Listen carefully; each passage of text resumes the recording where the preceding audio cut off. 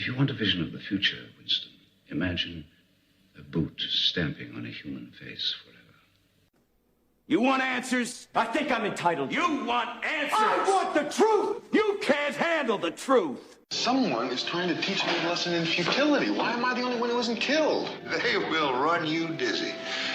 They will pile falsehood on top of falsehood until you can't tell a lie from the truth, and you won't even want to. That's how the powerful keep their power. Don't you read the papers? I just want to say one word to you. Just one word. Yes, sir. Are you listening? Yes, I am. Plastics. I'm going to get your money for you. But if you don't get the President of the United States on that phone, you know what's going to happen to you? What? You're going to have to answer to the Coca-Cola Company. The world is a college of corporations, inexorably determined by the immutable bylaws of business. The world is a business, Mr. Beale. It has been since man crawled out of the slime.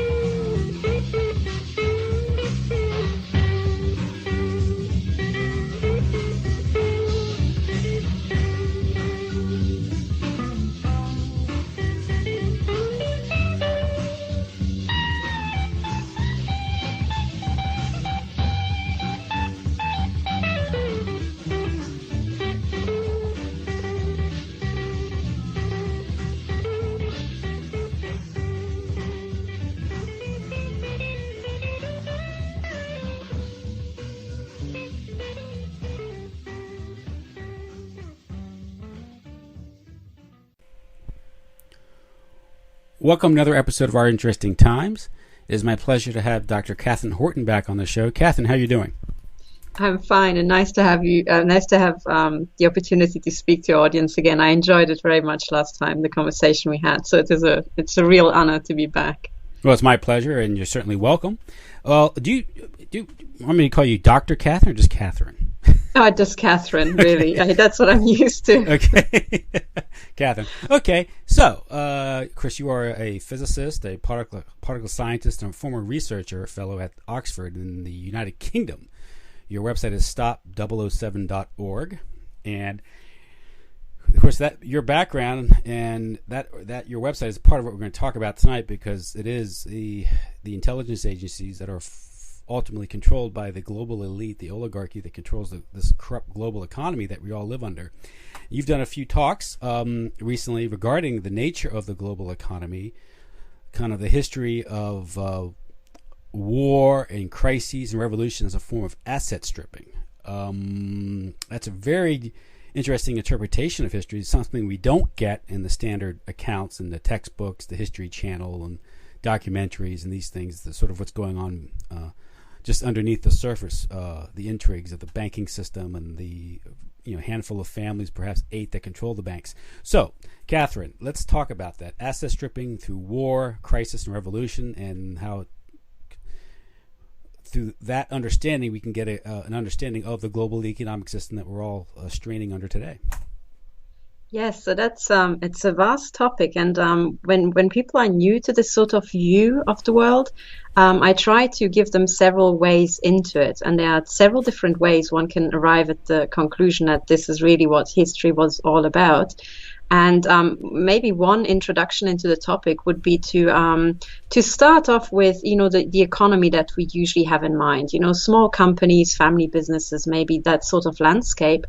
And then to think about organized crime and what is organized crime, And organized crime, when you think about it in terms of systems, is just a business like any other. The only difference is when you whittle it down, you strip away the violence and the actual, details of operations. The only difference is that they don't pay tax and they don't have any regulatory bodies. So that means that they are a hypercharged form of business because it is completely unbridled. When you have this sort of these systems. So you have organized crime businesses, in inverted commas, competing with normal businesses. What you quickly discover is that an organized crime business will be growing at a much faster rate than a normal business, simply because the brakes are off, because a business like that doesn't pay any tax. So if you pay something like, I don't know, depending on the country, what fraction you pay in taxes, 20%, maybe 10, maybe, just 0.0005 if you're Google, nevertheless, if there's this asymmetry, then what it will lead to is that an organized crime business will grow at a much faster rate. So if you say you pay, say, 20% in taxes, then within 5 years, you will end up with, again, an extra year worth of profits that the organized crime business has compared to normal business, and this is because it's fractional. It's actually much, worse than that. So if you think about it in these terms, and you in your mind, you run an evolution forward in time, you very quickly realize that the biggest businesses or the biggest pools of assets and money are always organized crime, always. And because they don't have a regulatory body, organized crime businesses also don't have any anti-monopoly, antitrust regulation. This means that it's just down to the ruthlessness of the top players to take over all the rest. And bit by bit, you form into one single monopoly run by, the top crime families, the crime syndicates. So given that our society has been around for thousands and thousands of years, and a process like that with organized crime, outgrowing the rest of the economy, that just takes, a few years or a few decades. When you have a society that has been around for thousands of years, you can be damn sure that the biggest pools of money and assets are held by organized crime. But organized crime then quickly wants to expand, because you want to pay off, Mr. Gino, Scarface, Giovanni, and so on in your crime business. You want to give him assets and a big house and this and that.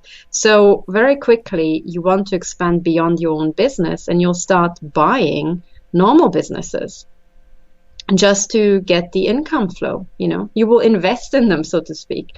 So again, you'll very quickly end up in a situation whereby the biggest, most ruthless criminals at the top have the biggest pools of money and start buying up a large part of your normal society. And then once you've arrived at this sort of worldview, nothing that follows is a surprise, because people of that disposition will mostly acquire assets by conquest, because that's how they got to the top. Also, there's a selection process through which only the most ruthless and the most psychopathic make it to the top. And that will color the worldview, that will color the company culture, if you like, from the top. And very quickly you arrive at a situation whereby you have one mega syndicate of the most ruthless and most psychopathic people who are roaming around planet Earth trying to asset grab what they can. And any means possible will be just fine for them. They don't have any morals. They don't respond to regulation. They're mostly untouched by regulation, because they're one of their income streams derives entirely from organized crime. And this sort of process has arisen millennia ago. So you can almost think about the Roman Empire as one crime syndicate starting to take over the rest, and it just went from there. So if you fast forward, to get quicker to these days, if you fast forward to the French Revolution, what that was is an organized crime cartel that has to be partially hidden, partially secret, because they are an organized crime. But they were trying to asset strip the French monarchy, and they did. They beheaded a couple of people, let loose a bloodshed, and then when they got what they wanted and had established themselves, it all quieted down. And and if you've understood it once there with the French Revolution, then nothing that has followed will come as a surprise. So this is the French Revolution, the Napoleonic period. and the rise of the House of Rothschild. Yeah, absolutely, in a nutshell, exactly. And it just goes from there. You can also look at the opium wars, and this entire expansion into China and taking over other continents. And you just have to look at who won in the end. Where did the money go? Where did the money and assets go? And by the time you're at the British Empire, you have this global, clearly, quite visibly global syndicate, and then we are led to believe that somehow that empire, the global British Empire, broke up and disappeared and was whittled down to Little Britain. But that can't be the case, because when you look at systems analysis, unless there's some sort of big cataclysmic event that somehow breaks up a large syndicate, these entities just continue to grow.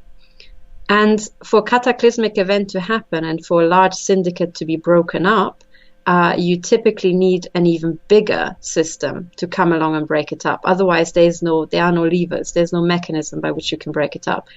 And unless a bigger system exists, which I doubt it did at the time, something else must have happened. And I think what we saw in the so-called breakup of the British Empire was nothing the sort. It was just a corporate reorg, and things were labeled differently. And I think we can if you want a historical, I guess, illustration of that would be the Rhodes Roundtable, Milner Group, and the efforts around the late 19th century to reincorporate the United States into the Anglo fold. And just banking, the Morgan Banking House, which is always tied to the London House of the Rothschilds. And that's how this organization was coordinated. Would you agree with that? See, the actual ins and outs of what went on there, I'm not actually aware. So I'm not an expert on that, So this is basically, so you're not talking to a historian, unfortunately. You're talking to a particle physicist and systems analyst. I'm saying what you're describing is the history bears that out, at least as I understand it, is Cecil Rhodes was an agent of the Rothschilds who went into Africa to control the gold mines, to asset strip. And he was enriched for it. He died a relatively young man, but he wrote his last will and trust, where he set up the Rhodes Trust was set up Oxford, the Rhodes Scholarship. This is the mental conquest. The first step of empire is always the psychological conquest of people. So they internalize the commands of their oppressors, and that's what the Rhodes Scholarship, the Rhodes Trust, is all about. But around the late 19th century, there was an effort to bring the United States back into the Anglo fold, sort of this union of English-speaking peoples, as the Rhodes table talked about it. Of course, and this is borne out in history because they used their cultural influence and their financial ties to the Eastern Seaboard elite, like the Morgans, Wall Street, to take over the media, take over culture. This was part of the Union Now movement. They started promoting a lot of colonial imagery. Look at Mount Vernon was actually refurbished to promote the colonial era of America, when America was part of England. Even if you look at Colonial Williamsburg, that was funded by the Rockefellers. It promotes the colonial period, this British American Union. So you had a broad cultural and economic agenda in the early 20th century in Hollywood, and of course that's borne out in both world wars, where the United States was dragged into these wars to save the British Empire. So what you're saying theoretically, I think one can look at history and go, oh yes, what you're saying theoretically as a system analyst, history bears out.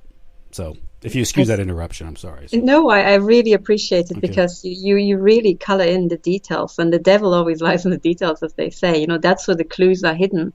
And there are a couple of things that occurred to me. So one of them is one of these cute small details, and that pertains to the Rhodes Scholarship.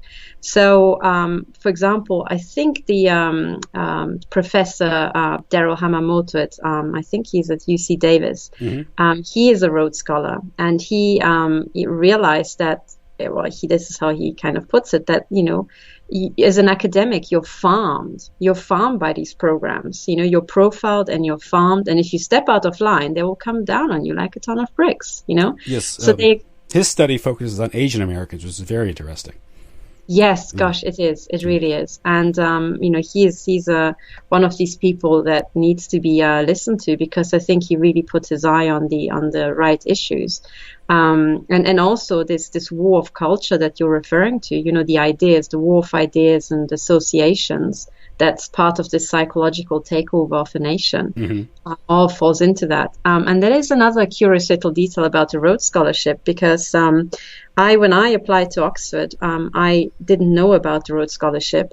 So I was family funded for that and my entire undergraduate. But when I wanted to do a PhD, I looked into the Rhodes Scholarship. I didn't get one in the end, but I got something else. I was funded by the department. But, you know, but at the time, I looked at the actual entry conditions, and I talked to my supervisor at the time, and he had some students who became Rhodes Scholars as graduate students. And he said the Rhodes Scholarship is very bizarre. So, you know, I was in physics. We're all very mathsy and very cerebral. And he warned me that the Rhodes Scholarship looks at your entire profile, and you have to show that you're athletic and sporty and this and that. And when I actually looked at the details of these conditions, I just thought, my God, that looks like profiling for the Hitler Youth. You know, Yes. you basically have to be like, you know, ideally a young chap, you know, snappy, handsome, sporty, and, you know, gay. This is what it read like to me as a young woman, you know. And I think there's something to that, because I had someone make an observation that they also tend to focus on, this may be for men, I don't know if it applies to women applicants now. You know, when it was created, it was probably more focused towards men, but now it's changed, is they're looking at people who have either absentee or ambivalent fathers. Oh, I didn't know that. Now, I don't know if that still applies. That was earlier on, people who incorporated into the Whig power structure, particularly in Scotland, people like Adam Smith, who would promote the Whig agenda.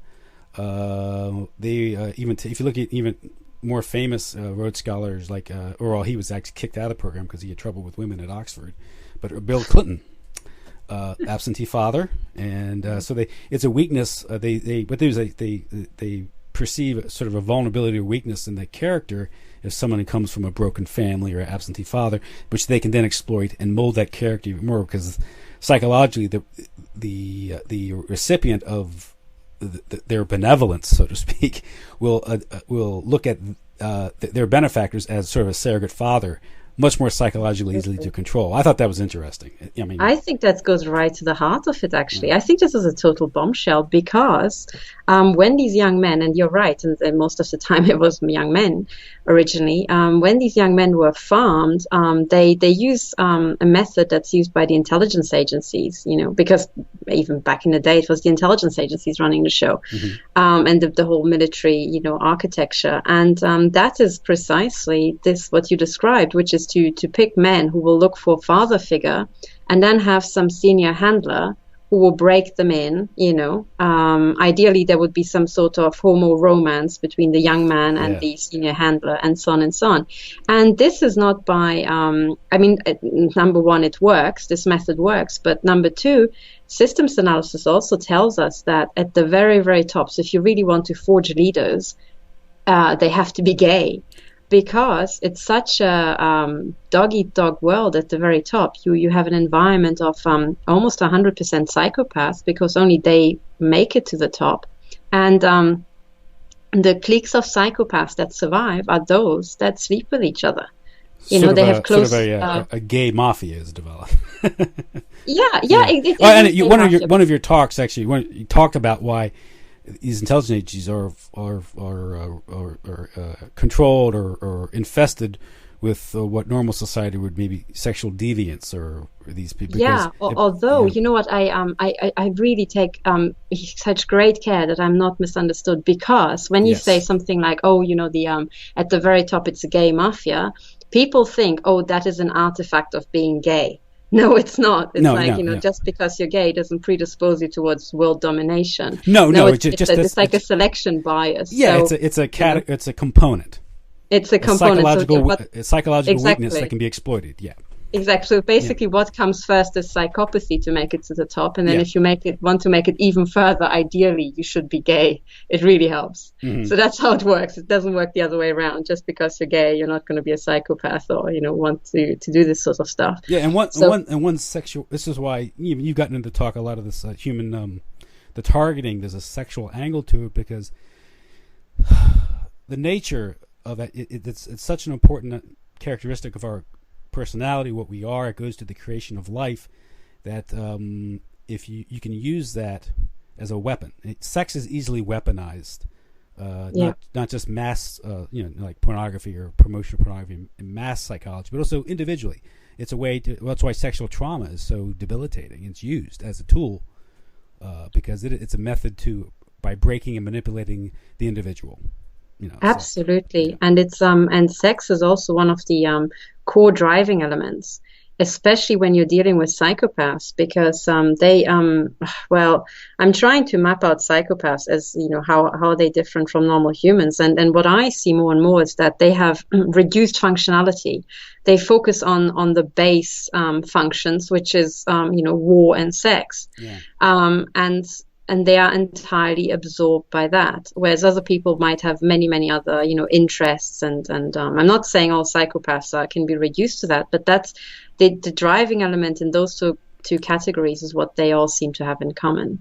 And I think when this crime cartel is grooming their next leadership psychopaths, they are looking for a very strong sexual drive, and ideally a devious sexual drive, because that can be used to blackmail people and to control them. And also, the more devious the sex drive, the harder it is to get, prostitutes in that area or sexual satisfaction in that area. And when I talk about sexual deviance, I explicitly do not mean just homosexuality, because people might not be aware, but it's actually quite common. It's not a devious sexual trait at all. I think I can never remember the actual percentage of gay men, but I think it's something higher than 5%, like 5 to 8%, something absolutely staggering, which I think also includes people with just homosexual tendencies, not necessarily pure, homosexuality. So that is not sexual deviance. What I mean with sexual deviance is pedophilia. That's a lot more rare. Sexual sadism, but not the 50 Shades of Grey sort of stuff, but actual violent sadism. Then also sexual arousal from killing people, and sexual arousal from corpses, necrophilia. Now, I think still to this day, many people will agree with me that sort of stuff is still considered devious. That hasn't been normalized yet. And when you look at the leadership, that's precisely the sort of traits you would expect to find, because these people have been groomed to have them, or they have been mind shattered to develop them. I think both. And when we're looking at the world economy, most of the time we just think about happy corporations like Google and Skype and whatever, Barclays and HSBC. But that's not how the world works. We have to look at these entities as the happy fronts we see, and behind that is a huge syndicate of organized crime run by the most messed in the head, sexually deviant people that one can just about imagine. They are basically serial killers, or something horrific of that caliber. And I think very few people in the world go around thinking, oh, our world is being run by serial killers who have all the money and all the weapons in the world, and they just can't wait to have another round of mass slaughter.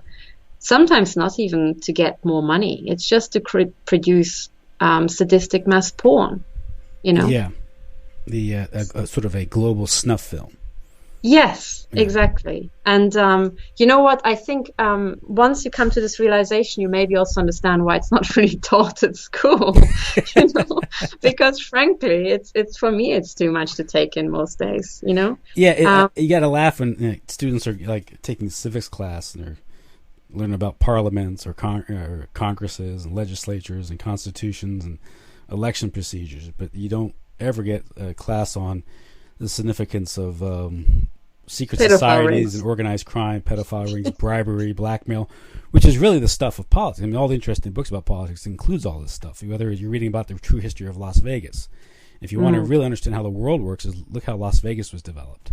And that's kind of how the rest of the world was developed. See, I've just realized I don't know anything about Las Vegas. I'm not but it's sure. about organized crime. It's about bribery, sex. It's about blackmail. It's about embezzlement of union funds, Teamster funds, murder. The desert around Las Vegas are filled with bodies, and Americans go in there and treat it like an amusement park. But just beneath the surface, you have all this intrigue, and it's gone corporate. Yes, it's gone corporate. Yeah, exactly, and this thing going corporate. So I think these mass syndicates of organized criminals have been around and have been trying to take each other over, and they have been formalized. And when I look at secret societies, anything that's secret, sooner or later will end up criminal through the process of deep capture. Mm-hmm. And because it's secret, it can't recover. So given that that's the case, most secret societies at the very top are organized crime. And they are secret because they have to be, because they're criminal entities, they're criminal fronts. So all those police officers who are part of the Freemasons, they have to realize that they are part of an entity that's a front for organized crime. Mm-hmm. And once you realize, there's the what's it called, the fraternity or the Fraternal Order of Police in the US, I think. Yep. Now, again, why do police officers need this sort of networking? That is and with a satanic star to boot, with the old eye and the Freemasonic handshake in the logo. So of course they don't. Police officers should be rooted in their community. They should have community links, not international links to these a fraternal organization. Fraternal, give me a break, right? So there you can see deep capture by organized crime spelled out. And anybody wondering why the FBI or the local police station is not fighting crime anymore, a real organized crime, well, that's the answer. They are. They have already morphed, Yeah. The corporations have morphed. Yeah, they'll jack up some teenager who's found pot in his pocket.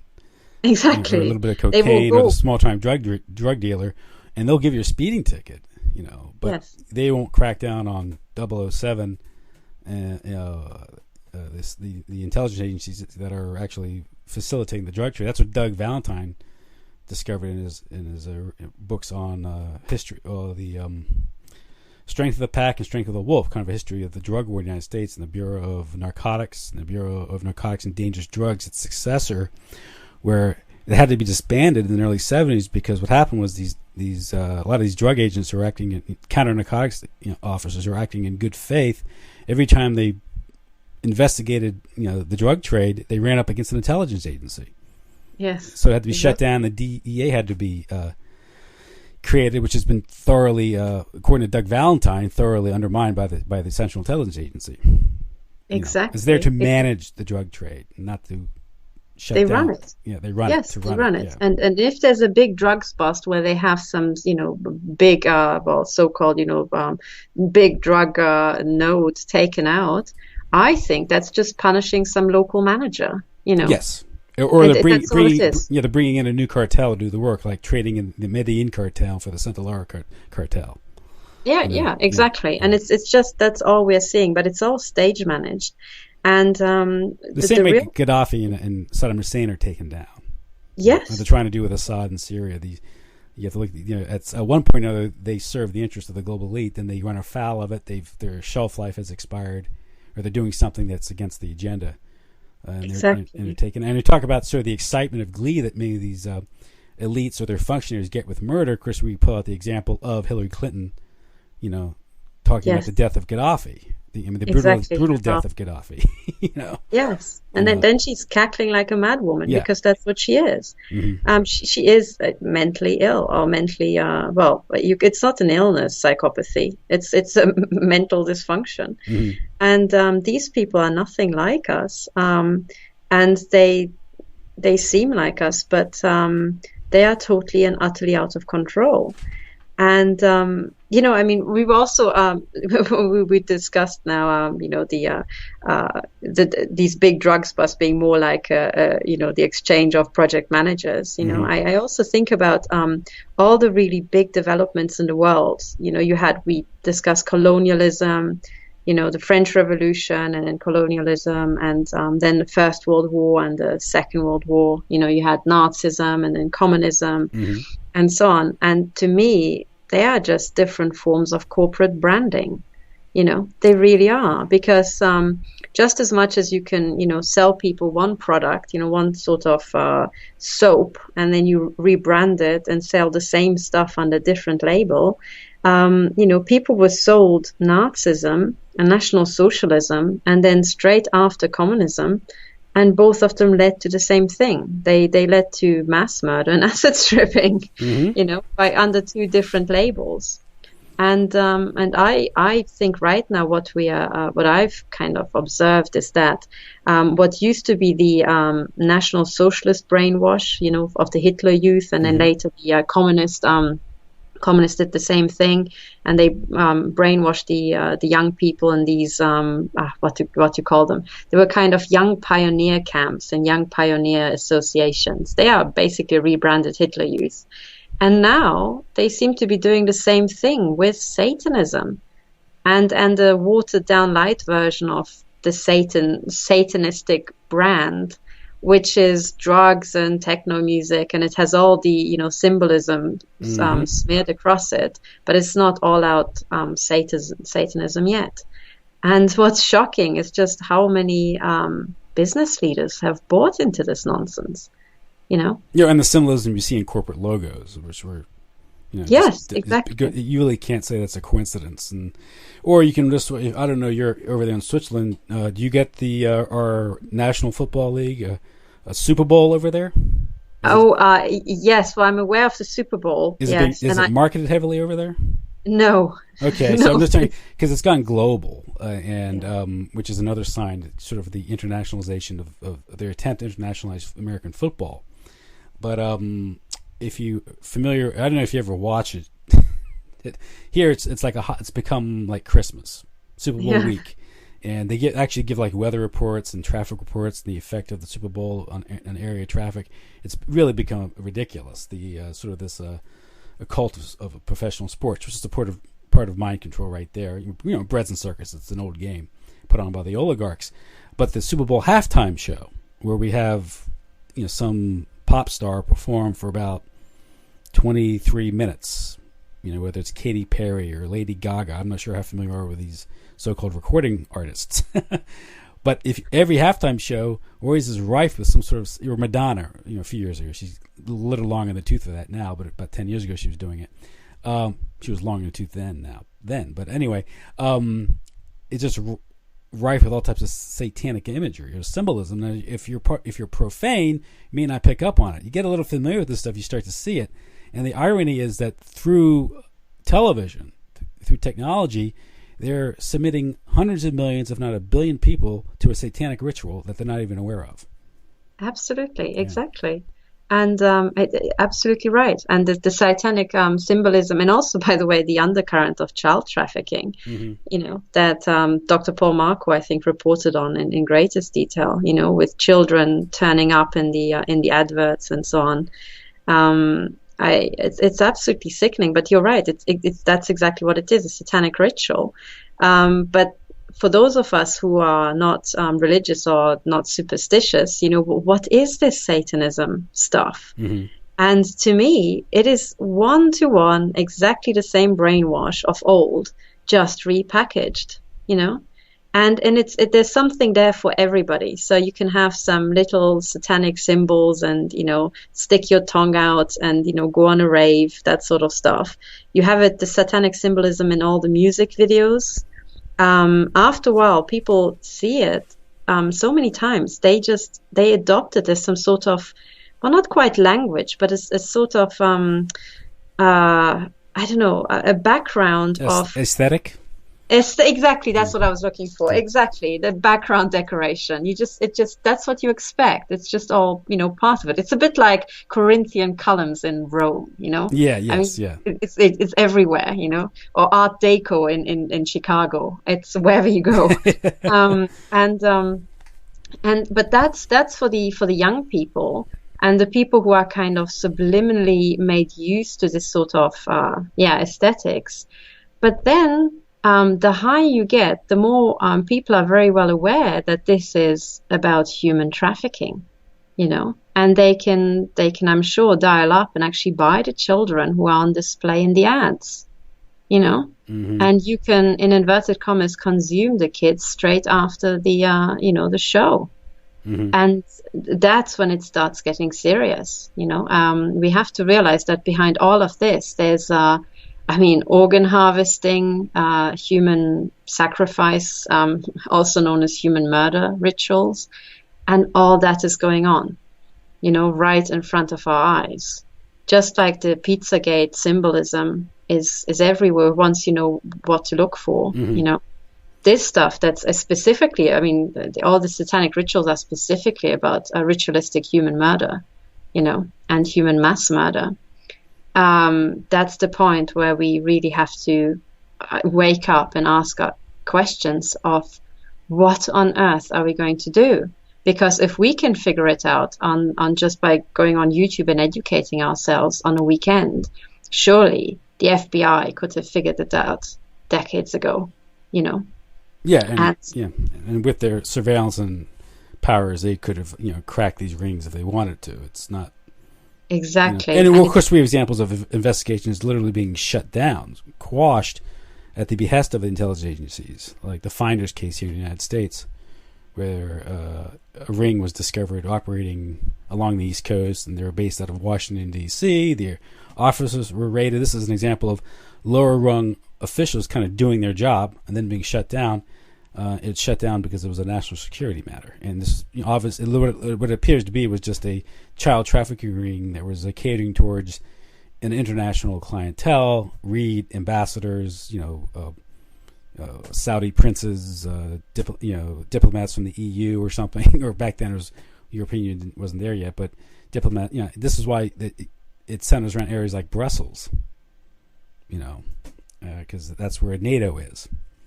Yes, and exactly. The wars themselves create the conditions of cheap labor, and of course you can interpret cheap labor as also being sex trafficking, because desperate people don't have the resources to defend themselves. Children are orphaned.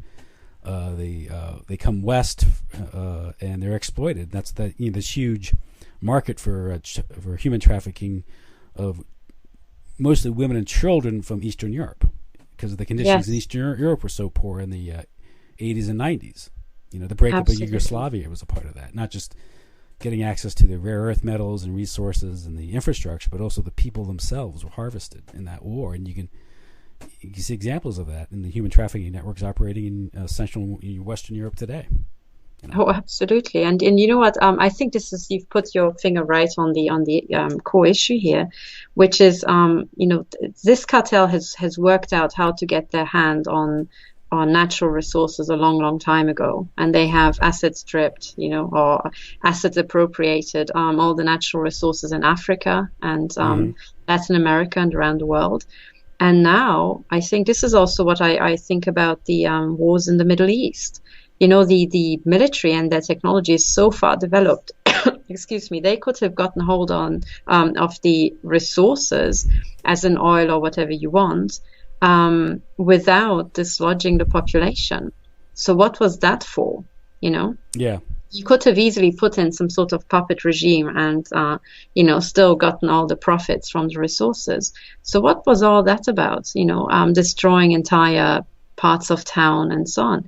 And I think that's exactly what you said. It's about dislodging the population so that they become destitute, so that they can be organ harvested, sex trafficked, and trafficked as cheap human slave labor. Yeah, you don't want them developing anything on their own, because that way they become independent and healthy and start to think.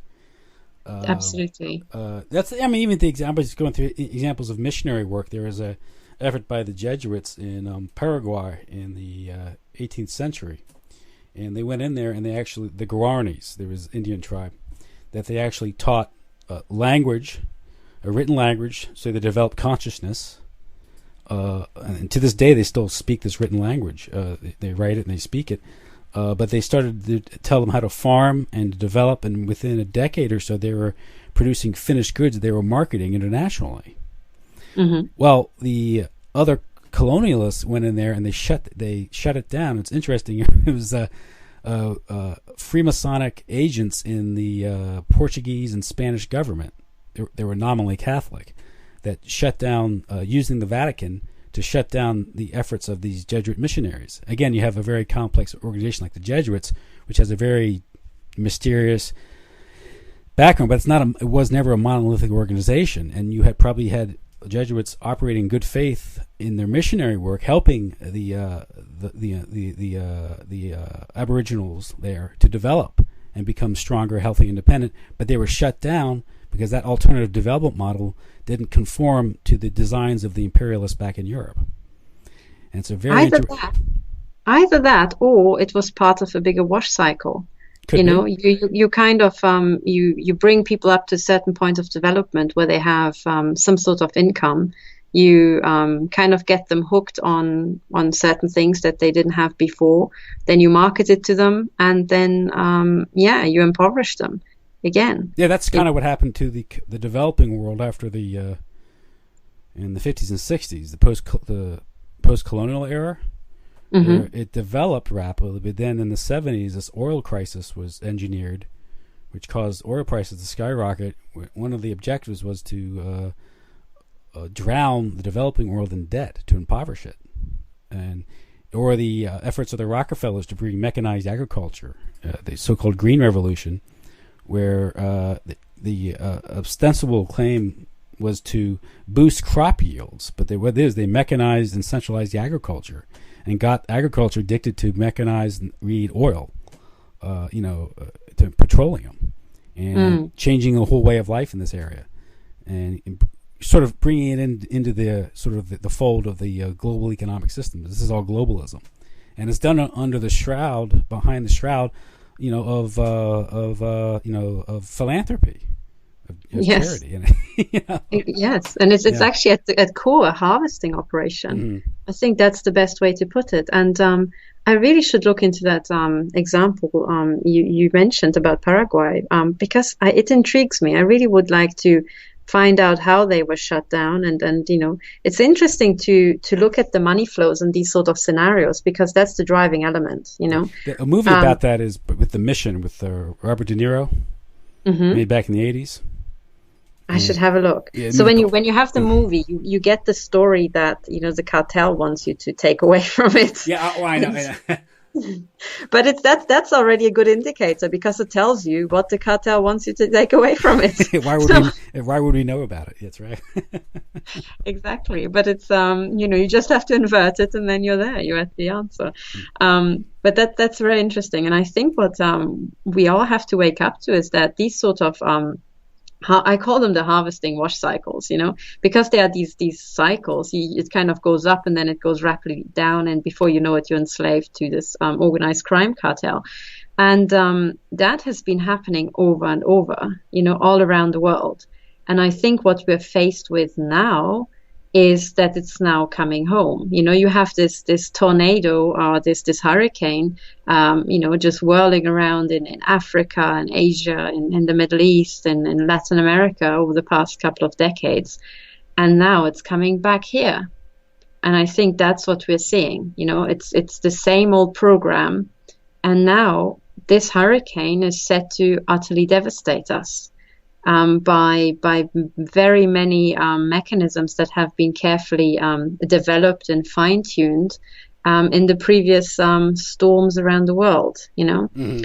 And unfortunately, what we're now faced with is a highly sophisticated international takedown operation, that can take down entire continents.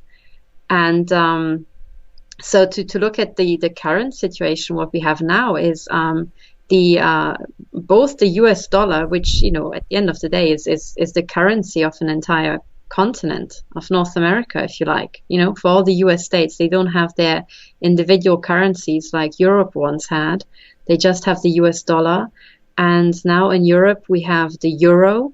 And both of these currencies have been so overinflated that I think unless the cartel keeps this juggling game, this artificial illusion going, I don't know. I at some point when the value went down to the actual real, countable value went down to 1/4 of the real value, I stopped following it because I started to panic. But I think by now the value of the dollar must be something like 1/10, if not 1/20th, or maybe 1/100th if the petrodollar starts sloshing back of what it actually what you're led to believe. But if it were 1/10 and you had, $100,000 saved up over your life, or maybe you want to buy a house, and then the realization is that you don't actually have $100,000, you have 10,000, that's what the cartel left you with. And you have to, these are maybe your life savings, if you even have that much, because most Americans don't have that much. And the same applies for the euro. I don't think many people are ready to take that in. But what these sorts of calculations show us is that if the cartel chose to pull the rug out from under us, that's what we would be left with. That's what we could that's the solid ground we could possibly stand on. And that's not enough. It's for most people not enough to pay the rent for a year. So what are we gonna do? Part of that is because they designed these mechanisms to put us in that situation. One thing is, of course, the creation of the Federal Reserve note from the Federal Reserve Bank, which is owned by a handful of families. They control the currency, so you're forced to quantify your wealth. You're forced to engage in transactions with that currency. And then they manipulate the currency. So it's at the end of the day, it's a counterfeiting racket. That's exactly what it is. Exactly. And they are, and this entire overinflation of the currency in normal systems, it's not possible to achieve this sort of stuff. By the way, if you have a non-criminal financial system, I don't think it's that easy or even possible to have currency collapses. For example, what I learned at school, and that's one of the things I learned at school, is when you look at the hyperinflation in Germany, it was portrayed to me like Germany was gripped by some hyperinflation situation. And then to keep up with hyperinflation, the German Notenbank started printing these Reichsmark, things. And you can see these images of children playing around with huge piles of money, because they're worth nothing. Now, as a systems analyst, I would say that's impossible, because without money quantity, hyperinflation is not defined. So what actually happened was the other way around. Somebody decided to take down the German economy for longer term goals, and then the Reichsbank started printing the Reichsmark. And they so utterly printed it into the ground that the entire country was swamped with this stuff, so that even children could play with it because its value plummeted. But no one says that. And none of the bankers and central bankers who orchestrated this ever got arrested and charged for high treason. Or, they should have been hung up on the next tree, frankly, because they managed to take down an entire country. It was asset stripping of Germany is how they got it, because obviously as a German currency collapse, you could go in there with foreign currency and buy everything up for a song, including the people, because that's when, if you look at the moral degradation of Germany as demonstrated in Weimar, the Weimar Republic, and the sort of creation of a culture war, which because a lot of people had to sell themselves into prostitution just to make ends meet. And of course, the reaction, of course, I think was the main point here, because I think at that time, if you look at British strategy, they needed to have a reaction to Germany to, continue, or the second act, which was the Second World War, of the destruction of Germany as sort of as an independent power in Central Europe. Exactly. And the rise of Hitler. And people have, Anthony Sutton, other people have traced the support of Adolf Hitler, not just from German industrialists, but from the City of London and Wall Street. And the same thing with the Bolsheviks in Russia. So a dialectic is being created there that they want to both destroy Germany and Russia so as to asset strip them. Precisely. And then the only thing I would add is that those Anglo-Saxon banks have, by that time, long ago, been controlled from Switzerland. You know? And then I think it was Mao who was educated in Switzerland, and Lenin was here in Zurich for a long time before being sent back. You know, I think he was in America before that, briefly. But that's the Trotsky in New York. Maybe it was Trotsky. I get confused. But this is basically, it was engineered from here. And I always look at Switzerland as the fortification of this organized crime cartel. You know, it has tentacles everywhere, but it had to somehow accumulate the loot, and it sticks it, as it seems, into bunkers all around the world. But somewhere they needed to have a big fort complex, and I think that's Switzerland. Yeah, and that's why Switzerland is so armed to the teeth. You know, and you have Helmut Schacht, the Minister of Finance for Hitler, just before in Weimar and Germany, but he was good friends with Montague Norman, and also, of course, he was part American. I think he also was affiliated with Benjamin Strong back in New York. But he's very close with the Cliveden set, the British. And you have basically what you had was a Whig or British Freemasonic agent working within the Third Reich hierarchy to manipulate the economy there. And as soon as Hitler comes to power, credit opens up, and he's able to engineer this so-called miracle, which rearms Germany, which makes the Second World War possible. You know. Absolutely, and the question is who controls the Freemasons?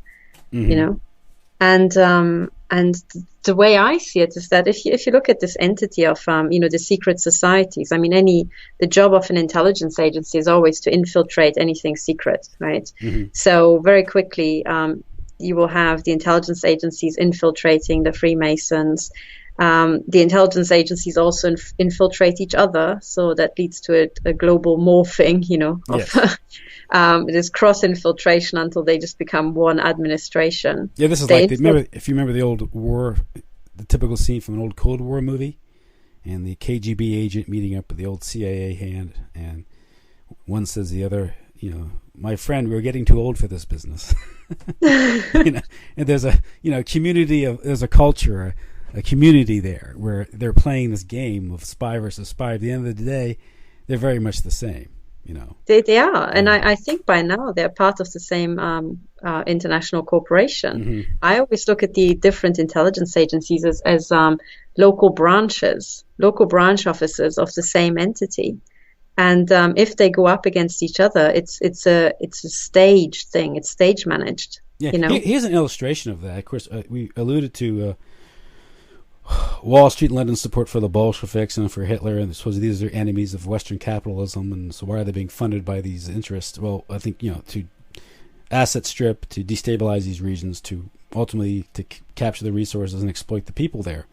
But here's an example laid out in the 70s. Of course, this is the Cold War period, and it was William Casey, who was the future director of Central Intelligence, but he was the head of the Import-Export Bank under Nixon, and he helped negotiate this huge industrial project on the Kama River in the Soviet Union. This industrial project that would develop all types of industrial products, trucks, things that could be used for military, things like that.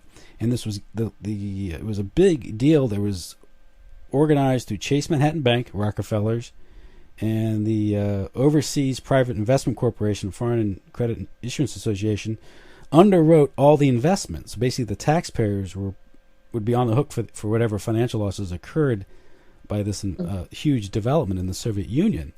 But you have Bill Casey, who's supposed to be this committed Cold Warrior, negotiating the industrial development of Russia. Okay?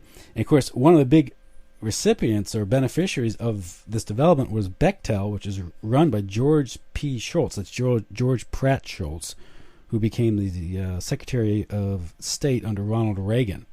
Mm-hmm. And now the Pratt is interesting because George Pratt is the same family that Pratt House. That's what the CFR's building is called in New York City. It's Pratt is an old oil Rockefeller family, I think. But so you have Schultz, another Cold Warrior, and they're negotiating this deal with Arm & Hammer of Occidental Petroleum, which also was a big the benefactor of Al Gore, Senator Al Gore, his father and him. So here you have these supposed Cold Warriors. They're engaged in this huge development plan that will enrich these corporations, strengthen the Soviet Union, which then heightens the Cold War tensions, which justifies all the military spending. At the same time, they're making, through the Import-Export Bank and this Overseas Private Investment Corporation, they're handing the bill over to the taxpayer. Exactly. And that's, and there's no way to explain these sort of developments if we use the worldview that we were taught at school. So the question is, what worldview to replace that with? Yes. And I for me, the most important scientific paper that really nails that, I think that is, I keep mentioning it everywhere because I think that's the most important paper in the beginning of the 21st century. That was a group by, so it was at ETH Zurich, a group of mathematicians and systems analysts who went through... This was the Swiss Federal Institute of Technology study you're citing? Exactly. Okay. No, hang on. I think, so this is... so I'm quoting this paper by Glattfelder and Vitali, okay. and the third one I can never remember, sadly. And so they went through all the company registers, the global company registry, and they mapped out not the ownership structure as in by shares, but more the directorships as well. You know, the structure of board control amongst 43,000 of the biggest global corporations. Mm-hmm. And they discovered that I think 40% of them were all part of the same entity. It was one interconnected structure. And the way this structure achieved control over all these companies was through interlocking board memberships. So that whatever the share ownership might have been, the people who actually made the decisions, as in the board, they were entirely controlled by the, by the mother companies and so on and so on. And through this process, this structure managed to accumulate power beyond its own finances, even, because they might not have the share ownership to justify that amount of control, but they have controlled the board of directors.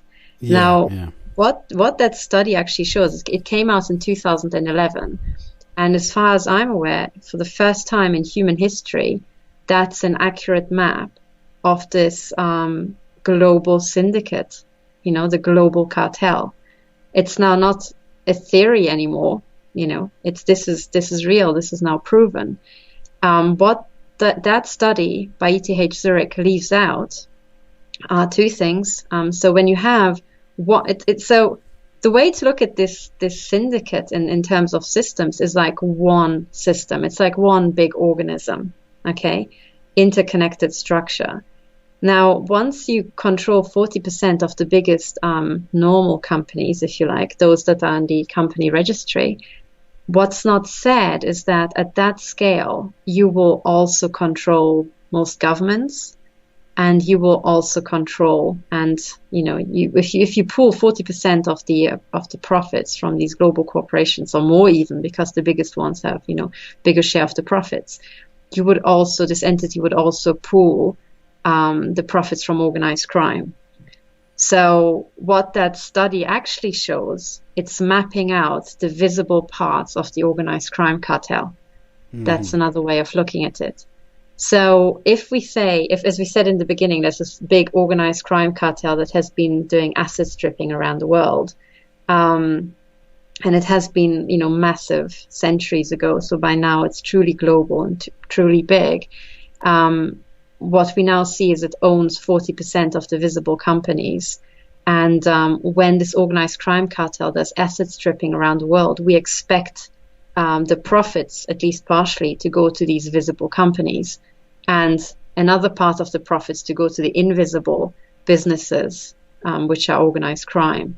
So I think this is how to explain that we have the Iraq War, and before we know it, we have these global oil companies, getting a share of the profits. And what's not said is also, for example, in Afghanistan, you have organized crime, getting a share of these super poppies, Mm-hmm. What's also not said is that there were reports that the farmers were forced to plant these poppies, and that these are genetically modified, hyper-performing poppies. Wow. And suddenly it all makes sense, It's a business plan, yeah. It's a business plan, exactly. And now the question that's really not just relevant, it's important for survival for us in the West is, what does this organized crime cartel want from us?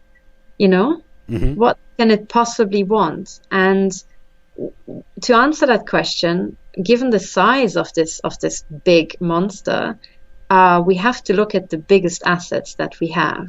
It wants those in Europe and the US. And now the question is, what are the biggest assets that are left? And I would be really curious to hear your answer, because the only things I could think of in the US, it would be natural resources, water and all that. And I suspect that these water crises, like in Flint, are just a precursor towards, privatization, absorption into this big cartel. And then also you have the big billionaire families in the US. They could be asset stripped. Here in Europe and also in the US, it's the pension funds. Mm-hmm. So big insurance funds and pension funds.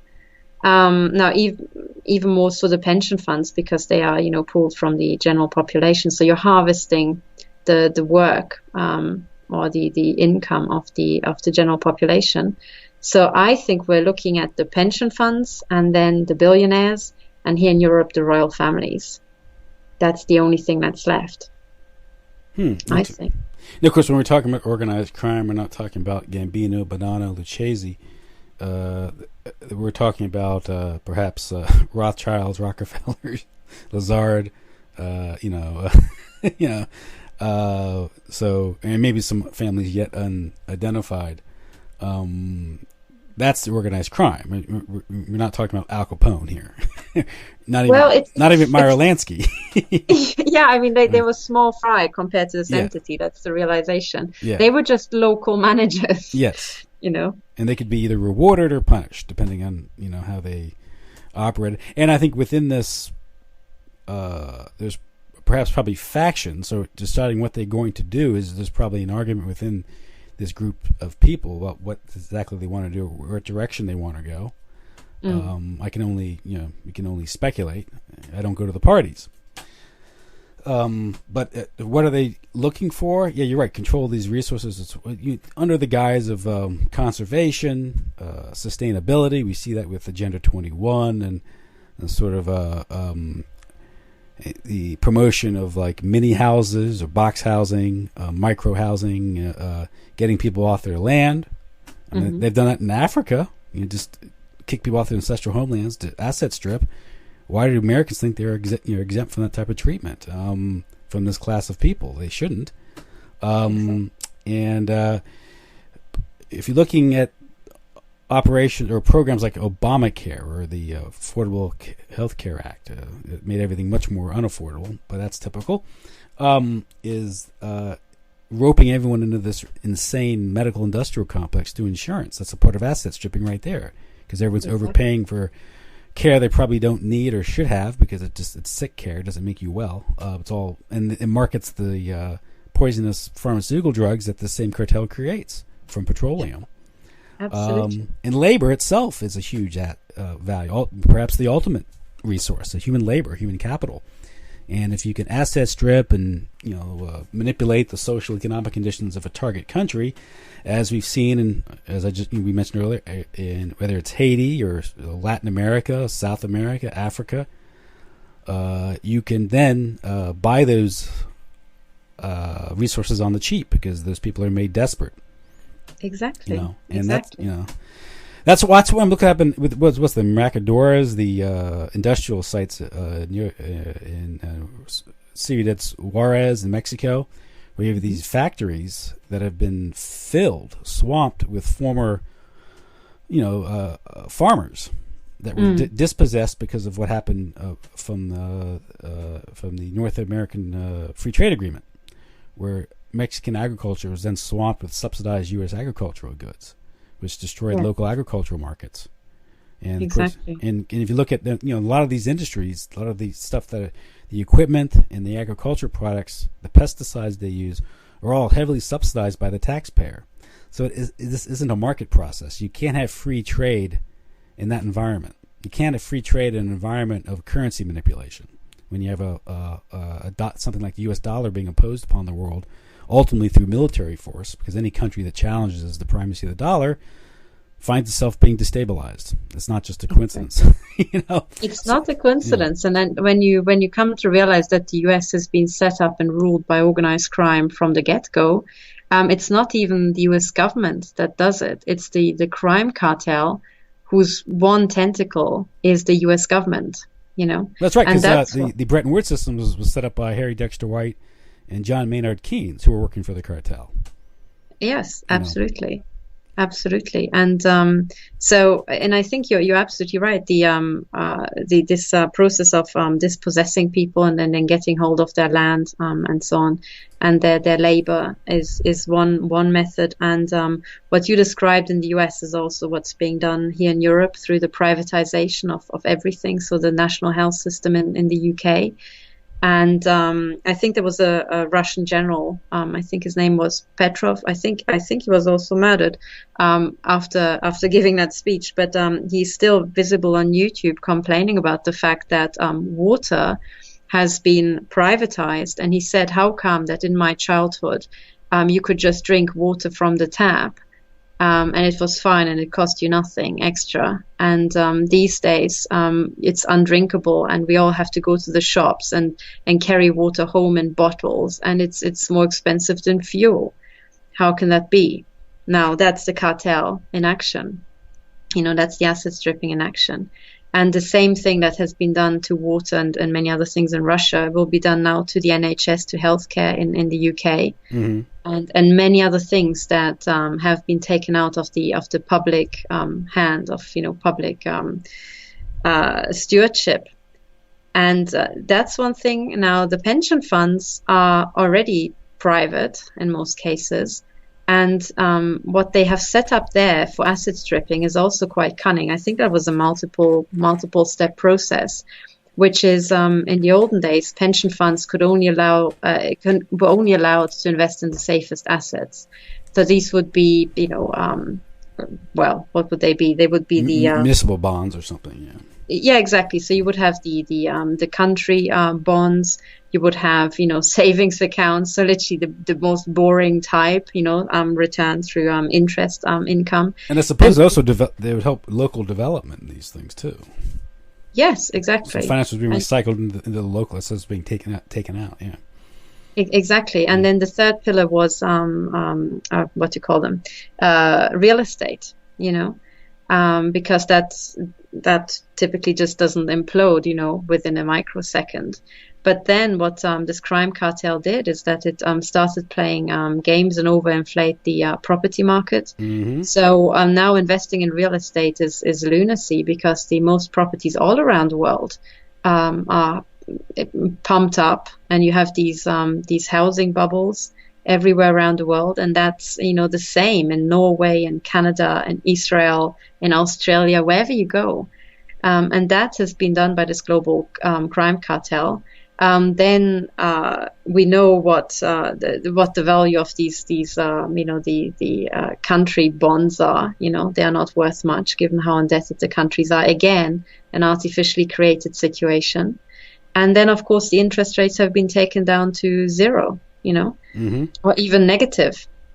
So this meant that the typical investment pillars for pension funds were destroyed, And then, quite cunningly, they changed the rules so that pension funds were suddenly allowed to invest in the stock market.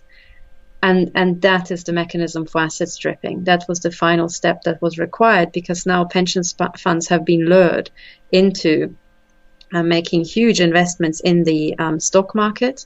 That's why the stock market is also kept so propped up. It is entirely to create this illusion of safety, to lure all these pension funds that basically month in, month out, people make their pension payments, and they have to go somewhere. They have to be put somewhere, such that they create a return. And now a large fraction of the pension funds is in the stock market. And the problem with that is that within a microsecond, that can be wiped down to zero. Yeah, because it literally is it's all imaginary paper wealth. It is. And I think what many people don't realize is that I think at least since the 90s, so pretty much at least since computers were powerful enough to do this sort of maintenance, which I think was already the case in the early 80s. The 80s, not the 90s. So I think since the early 80s, the entire stock market has been an illusion and entirely run by computers. And that's because in the early 80s, you already had this cartel structure between the banks, for a long time. They do trade with each other. Any transaction on the stock market that you make, you do through a broker who does it through a bank. So the banks set the prices, or the stock market prices are always set on margin. So that's the instantaneous volume, demanded and sold. And through their monopoly position, these banks can set the price of the stock market wherever they wanted to, because they sell goods to themselves. So they sell something from their right hand into their left hand and back again. And then on these mega trades, normal people and companies sit and they make their little trades as well. And through that process, through controlling the bulk, the banks can control any stock market price. And they do. And the only thing that they needed were computers, fast enough to handle all that. And that has been around at least since the early 80s. So that means that since the early 80s, the stock market has been totally an illusion, Yeah. And of course, if there is a coming downturn, there's always a few people who are ahead of the game, and they can sell before the prices drop, and that's the old pump and dump scheme. Exactly, and they are ahead of the game because they know how the computers will be set next week. Because ultimately, at the end of the day, human beings are setting the computers. Exactly, yeah. And it's whoever controls the computers knows what's going to happen next week, because that's what they're going to program. And exactly through these means, the banks can asset strip the pension funds, because they can engineer this downturn. They know when it will come, right? So they will sell all these shares ahead of time to these pension funds, and it will be the safest looking shares that will be sold. And then, you engineer a crisis by setting your computers such that the price of key things, where where the positions of the pension funds are, because they trade through you. And then you just set it all to absolute zero. You create a panic. Pension funds will have to start selling, because I think there's still regulation against these devastating losses. So they are forced to clear. They are forced to sell it back to you, and then you buy it up and then you resell it. That's it. And you win on the down and you win on the up. And I think this is how the pension funds will be asset stripped. And then the last thing is, how will they asset strip the billionaires and the royal households? And that's where it starts turning bloody. Yet another phase of revolution. Some sort of revolution. And there, as far as billionaires are concerned, there are some examples of billionaires being asset stripped. For example, in Britain, there's a famous case of Gerald Carroll, and I think they asset stripped him. Literally, they cleared the deck by, he had this entire empire of companies, and I think through Companies House, they just created companies that sounded like his companies, just had a spelling mistake in the name, and or slightly altered name. And then bit by bit, they transferred assets between these companies. And when he was reading the statements, you wouldn't notice a spelling mistake. Something so crude, really? Yes, you simple, would be rather. surprised. I mean, yes, but wow. it wasn't. That was one thing. And if you search on the internet, you will still find traces. Look for the Carroll Foundation and Gerald Carroll, and the entire fraud through Companies House. It's the biggest, the most egregious fraud in the history of that sort of stuff. Was there any litigation? Yes. Well, I think what the status I remember is that all these files are with the Metropolitan Police and the FBI, which means that the files have been handed into the Organized Crime Cartel, who will then look at the great job that they did and laugh. Yeah, it's like I don't know how familiar you are with the 1995 bombing the Afro-Primera building here in Oklahoma City, which began the age of domestic terrorism. It's been pinned on one Timothy McVeigh as a lone nut working with two other guys. But if you look at the story, it's a much deeper, much more interesting story.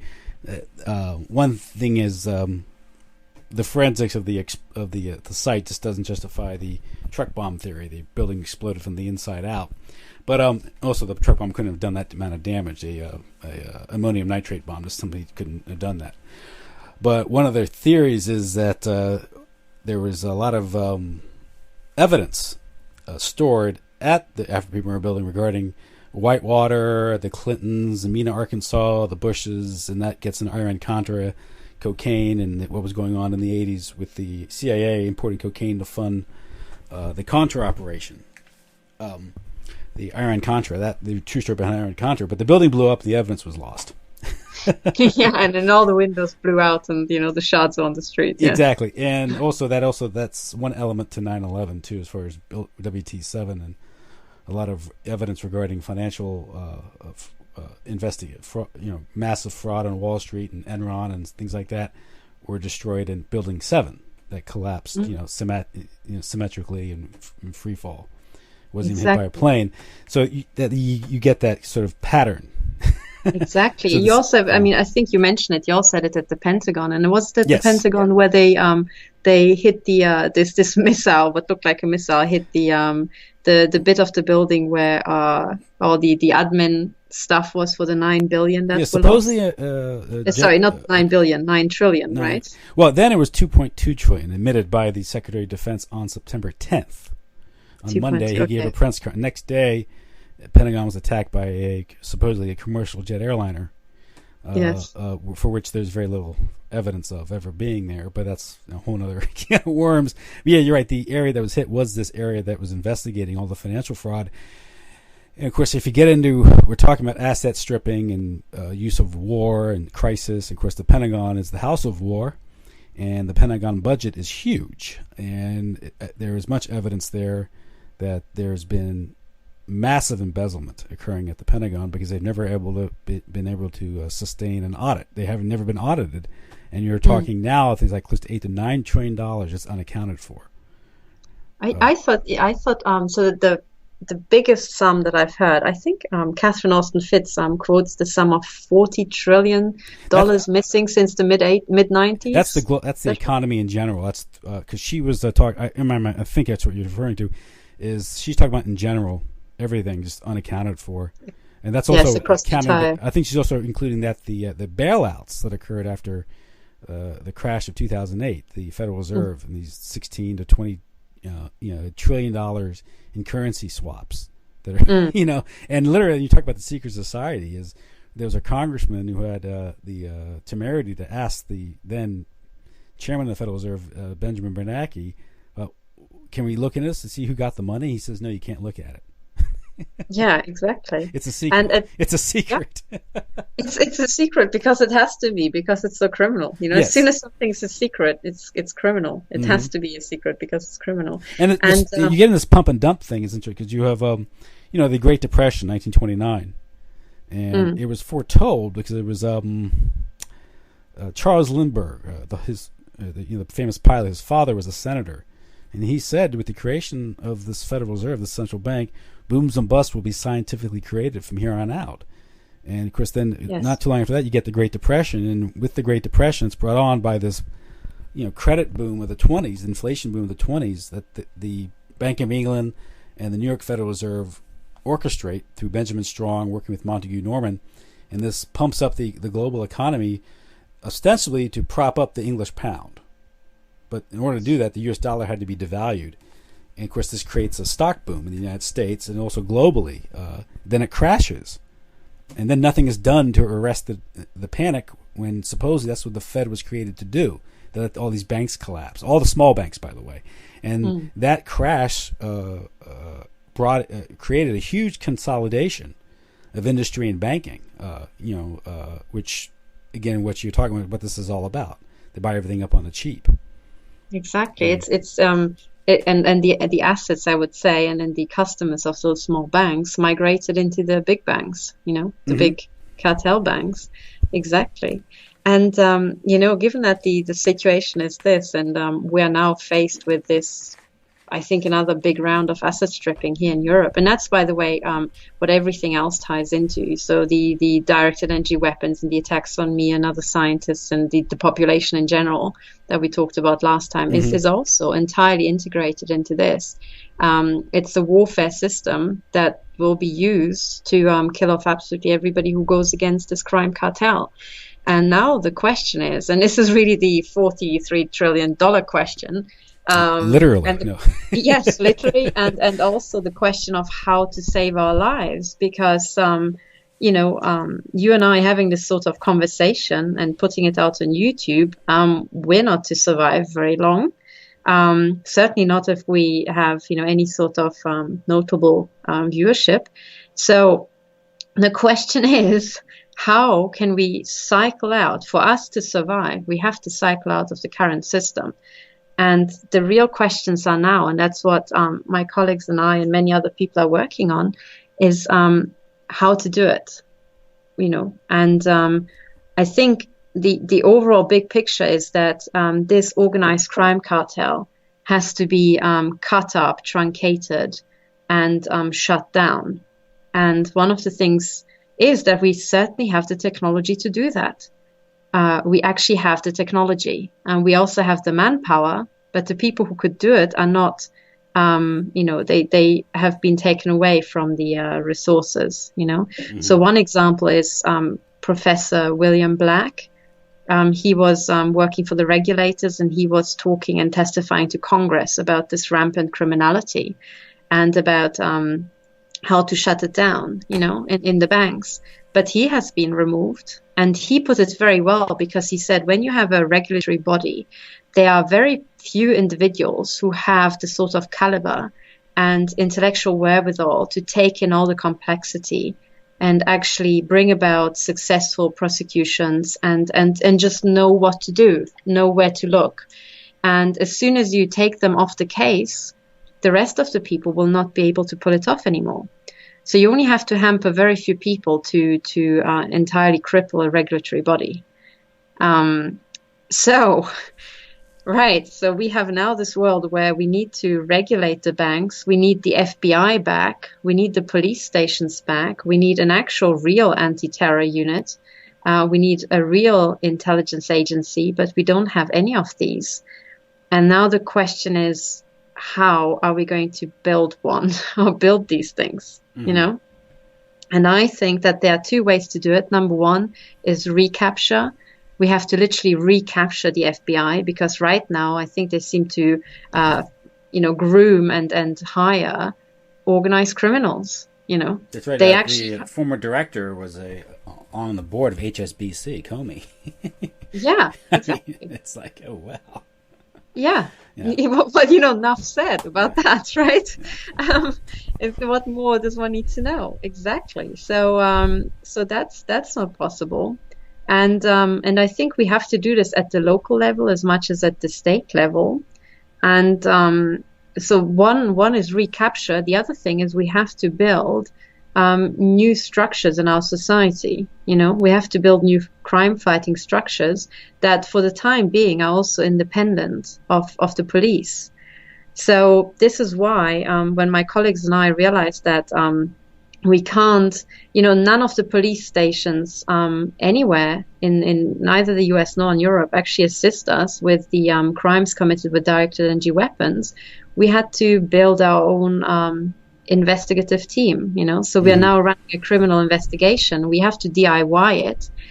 And we got pretty far. And, the actual core group is 5 women, and we're assisted by, microwave weapons experts and retired intel agents in the back, and some active intel agents. But, people have to imitate that in the policing arena and in any other field as well, also in terms of financial regulation. Yeah, I guess one hope is that there has to be a lot of people within this network or the agencies that they control that who went to work for these agencies with the best of intentions and now find them, or they themselves are developing a consciousness of this reality, and may be willing to assist in undermining it. Because at the end of the day, they need their minions to do their bidding for them.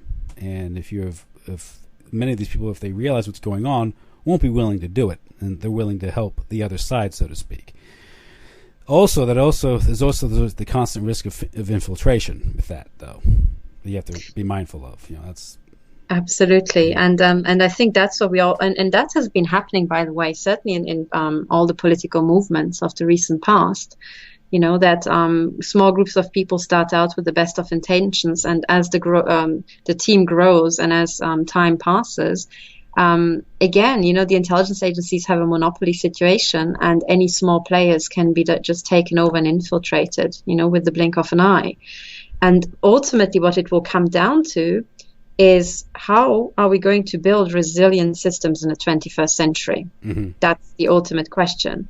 And one of the things that we have all learned by now is that pyramid systems are not resilient. In fact, they are deep capture machines. They attract psychopaths to the top. They attract serial killers and criminals. So we have to move away from these pyramid organizations, which will be very, very hard, because actually pyramid organizations are so prevalent because they tap into our genetic predisposition. Mm-hmm. And that's human beings being group animals. We are genetically primed towards following a leader, and this sort of group dynamic arises in small groups very quickly, and then these small groups can be organized into bigger groups where these leaders in turn follow an even bigger leader, an even bigger alpha animal, and so on. And one of the things that I found actually fighting the intelligence agencies is that, and it goes to the heart of genetics actually, I found it easier to find women who were willing to go up against this than men. And part of it, I think, is also because men are group animals. They have to, that's their strategy. They organize into gangs for protection. But women have a much higher likelihood of being lone fighters because they have to be, they have to protect children even when they're on their own. Mm-hmm. So I have found, not just a handful, I've found many, many more women who are literally willing to take on the biggest players, and they are fearless. But we have found some men, but not that many, actually. And I think that goes to the heart of psychology. So, and upbringing. But as soon as you are aware of this dynamic, you can of course counteract it consciously, and what we actually need to do is tell these men that they have to stop listening to their leaders. They have to think for themselves. And especially in the military and the intelligence agencies, because those people are groomed to follow leaders, and it's totally beaten into them, And in the military, even more so than the intelligence agencies, because the intelligence agencies also farm people for cunning and deception and,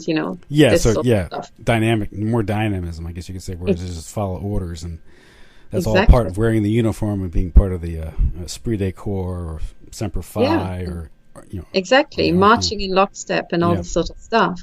So one of the things that also Dr. Paul Marco taught me is this awareness that small groups, small autonomous self-organized groups are much more efficient and much faster than these big monolithic organizations, because they are all centrally controlled, so they have to wait for commands and kind of a war plan from the central control. Mm-hmm.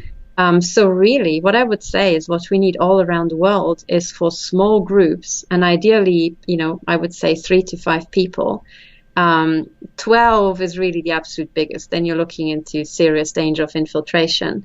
But, you have to find 3 to 5 people who you really, really trust and get going and start building the institutions that you want to have, And that can be many things. It could be a small, a small system of cooperation, even a small system of maybe co-funding each other, maybe a mini proto bank, something like that.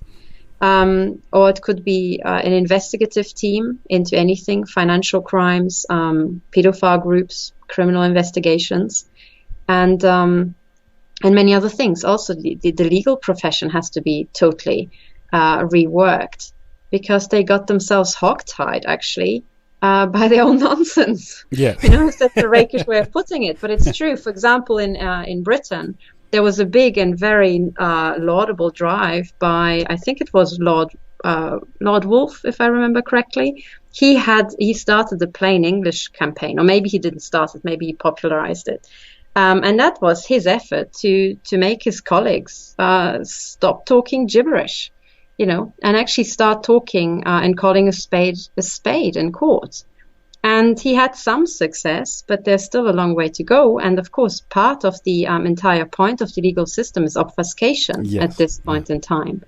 It is still run by the cartel. In fact, in England, the Inns of Court are entirely on the territory of the City of London Corporation. Mm-hmm. The front for this organized crime cartel, right at the heart of London.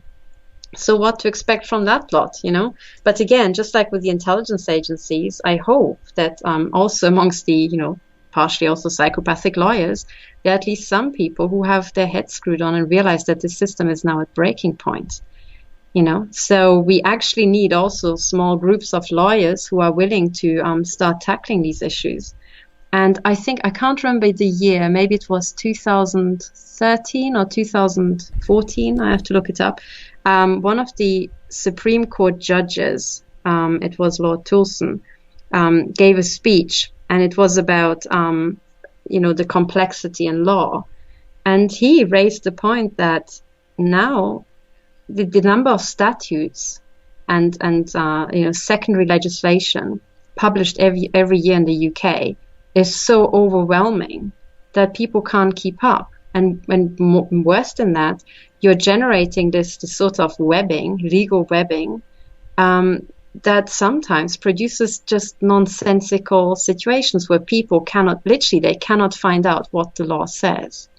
They cannot find. Which that we can be used as a sort of a sword of Damocles, because at any one time you can be charged with a felony or a crime, and you don't even know what the law is. And we're not talking about theft, rape, murder. We're talking about the arcana of regulatory laws which carry criminal penalties, financial things like that, and and it's such that there's a book written here called 3 Felonies a Day, and it's talking about how easy it is just to pin a felony on any person just going about his everyday business.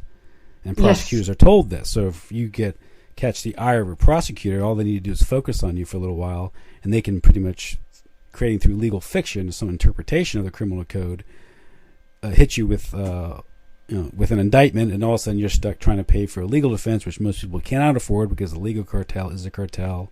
Prices are too high to purchase adequate counsel, so you plea it out. And you go to jail for 2 years instead of 10 years, and and this is how the system works. And just the whole complication of the criminal code, whereas it's become so complex, something as as basic as the criminal code, the average person should be able to understand it, so he knows what to do and what not to do. But they've created this, it's like the Roman emperor who, I forget which emperor it was, who wrote out a bunch of laws and then posted them really high up on a pillar so no one could read them. So someone broke the law. Oh, look, there's a law. One. We should suggest that. We should suggest that to Parliament.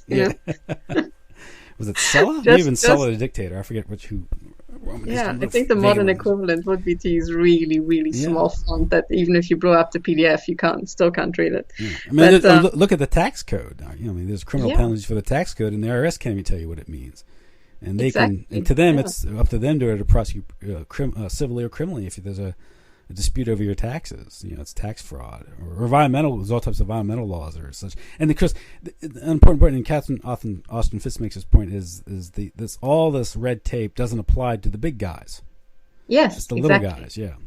Exactly. And what it's meant to be, it's meant to be a rose bush thicket. Thorns everywhere, and you're entirely trapped, And I think the example that Lord Toulson had was from the welfare, the benefit system in the UK, and he said that there were cases where not even these highly paid lawyers and the judge in court could work out what someone's benefit entitlements were based on the law, because it was just so crazy, such a mess.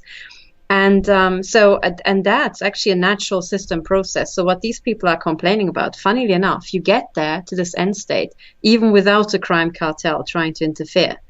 But then when you have this organized crime cartel trying to asset strip poor people, then yes, that will be just accelerated. And the question is how to step out of all this. How are we going to reverse it?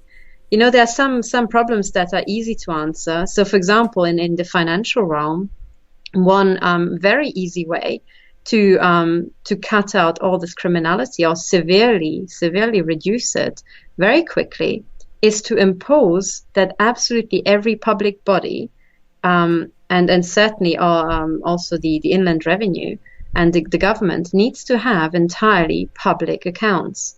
But so public that exactly what family X paid in tax, because that goes into the common, pool of money, so that you can track any family's input in tax into the system, and then track it exactly where it went between departments. And every single time the government pays a contractor, you should be able to pay that, so that every person in the country can just log onto a website and track all the sums. We do have the technology. We even have the technology to simplify the cross-checking, the big picture checking. And I think that would be the most important crime-fighting tool for the 21st century. And the only thing you need is that everybody accepts that what they pay in can be tracked, but you don't even need that. It's already enough to start off from the inputs, Inland Revenue inputs, and say, okay, we have collected these so many taxes, as a first step to preserve everybody's privacy. You say, okay, this is how much we've taken in. Now, where does it go from here?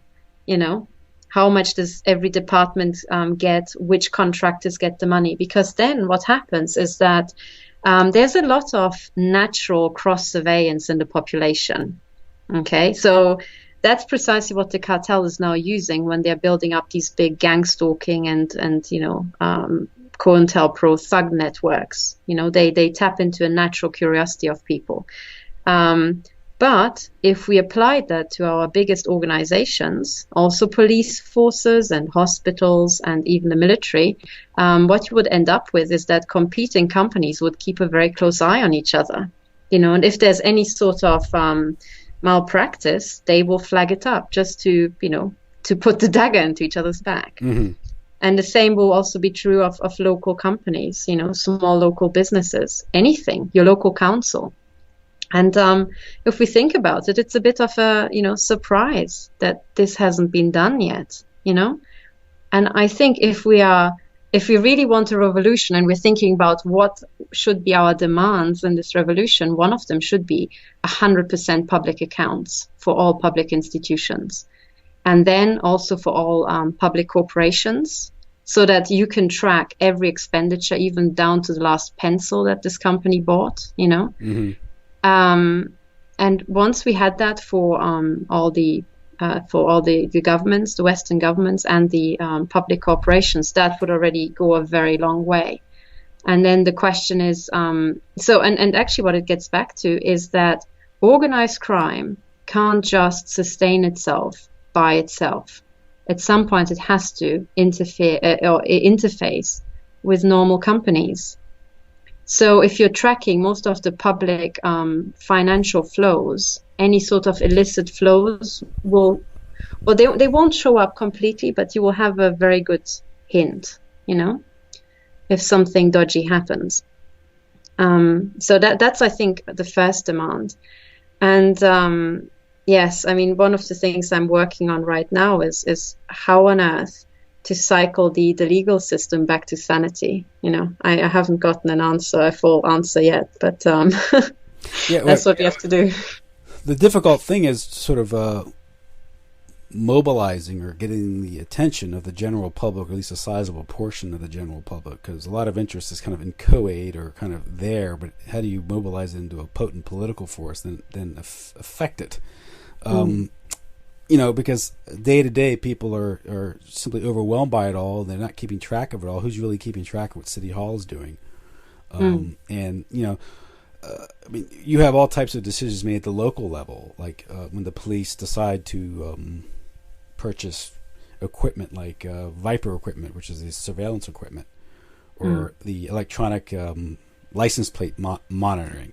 There's no meeting at City Hall. There's no vote. It's just done administratively, and pretty soon the decision is taken. Same thing. There's been somewhat of a kickback regarding automatic traffic cameras in some areas, but nevertheless, these things are just implemented locally, and there's no one's really involved in these decisions. And a good example is just we mentioned earlier the the missing trillions at the Pentagon. You'd think there'd be an public outrage at this, but the public just collectively more or less yawns at it because, the next day 9/11 happened. Yes. And if you have, this is the problem we have, because the cartel itself controls the press, at least the legacy press, the mainstream press. It controls media and culture, and all these things are weapons that are used against us to deny us of our consciousness, to dumb us down, to entertain us to death, more or less. So we're not really concerned with these things, however interesting they are, and the profound they have on our individual lives. People would rather sit back and eat the junk food and be entertained by it all. And there's only a minority that's even interested in this stuff, and hopefully it can be an irate minority, and enough of a minority that can affect some change. But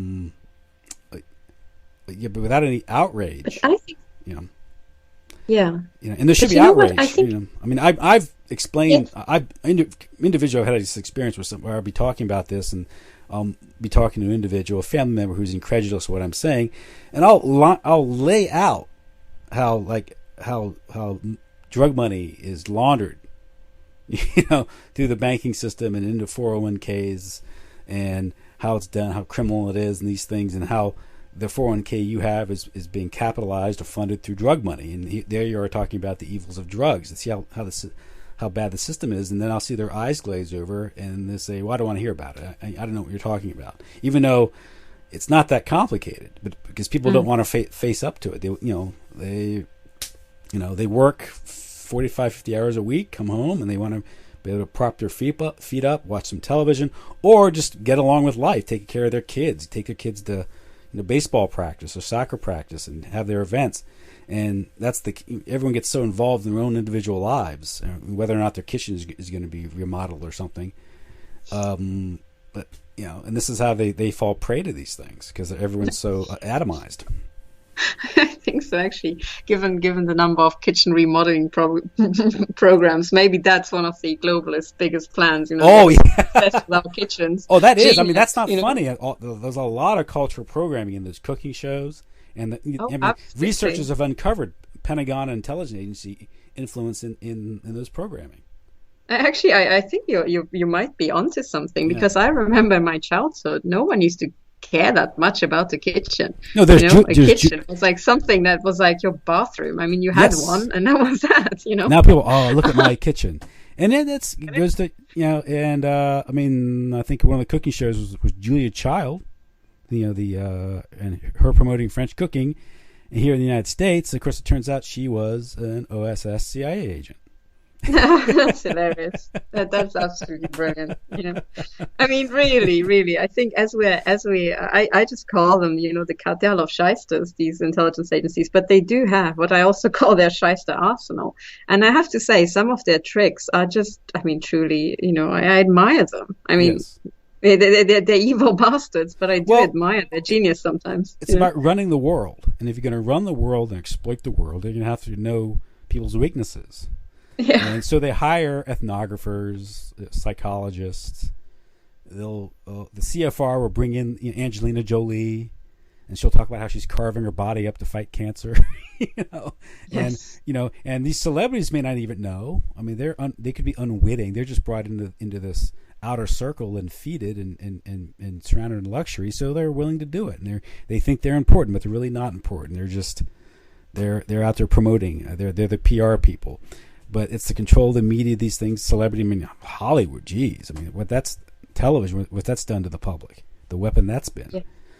Oh, absolutely. And if you chart the history of mass communication, it's always been a strong interest of the intelligence agencies of the military, for purposes of manipulation. And the news media all grew out of, at least in here in the United States, Sarnoff at ABC, it was William Perley at CBS. They all came out of the World War II intelligence agencies, psychological warfare. Yeah, exactly. And I think, now that we have cottoned onto their game, I think we can go back. I mean, that's the beauty. That's the beauty being on our side, because once we figured out what they did, we can go back in time, actually analyze it. And I think the key is to realize what weakness of ours have they tapped into when they pulled it off. And I think now the name of the game is to deplete their shyster arsenal. Yeah. They have a couple of tricks up their sleeve, and I admire you because pointing out this thing about the cooking programs and then remodeling your kitchen. I mean, just think about the funds that are sunk into kitchens, Consumerism. Yes, exactly. I mean, you should I think every family should just tot up how much money they spend on their kitchen cupboards and electrical appliances. Oh, I found myself in the trap. I walk into my kitchen and look at how old it is. I get upset. Now, why am I getting upset about that? The cabinet's still open. Just walk into your living room, spend more time there. I need a new roof, but that's more practical. But the whole point is, and it's... because it's aspirational advertising or manipulation, where this is why celebrities, you hear about how much they're making and how big their houses are. Yeah. Why do I care how big Brad Pitt's house is or how many bathrooms he has? I mean, exactly. But you know what they are playing? It is genius, because what they're trying to do is deplete your assets by sinking them into stuff that's secondary, that's not really important. Mm-hmm. Because if we did not do that, if we did not sink our assets into nonsense we don't need, we would actually have all this surplus money, which we could either donate to people who are really starting something new, say they are starting a local newspaper, or they're trying to create a new local bank. And we could start investing in that and actually start using the funds we have to build something. But instead, we should part with the money we have, put it into something that's an object that, can make us maybe a milkshake, but not much more. We can't sink it into something that could possibly become dangerous to the criminal cartel. Mm-hmm. So once we realize that, all we have to do is turn it around and think, okay, at the end of the month, how much money do I have? Or if you go shopping, and you think, oh, I really would like to have the newest flat screen television, maybe just don't get it. And you already have $1,200, that you can use. Don't watch television. Then you have that time back. Exactly. And get your time back. Very important. In fact, I stopped watching television about a decade ago, or more than that, almost 2 decades now. And there's a huge difference between watching television, whereby you just press a button and you let yourself be, programmed. That's why they're called programs, right? Yes. You let yourself be programmed by somebody else's choosing, or else you go on the internet and you make a conscious choice by typing something, a search string, into a search engine. And for now.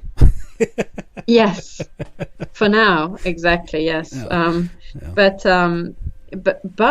and then you take your own path through, what interests you. And actually, the first stumbling block that most people come up with when they try to detox, from television, when they actually want to, it's a sort of addiction. Most people come home and they just turn it on by habit, and if they don't have that entertainment, they feel suddenly so vacuous. Yeah. They don't know what to do.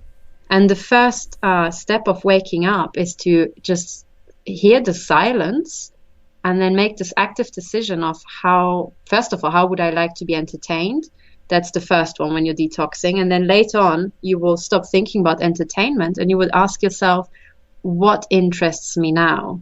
Yeah, one thing I noticed is I cut off cable several years ago, and even then I didn't watch it. I was just kind of paying into the system, as most people are not thinking about it, because I occasionally watched it. I just cut it off just because it was a waste of money, and also it wasn't good for my children.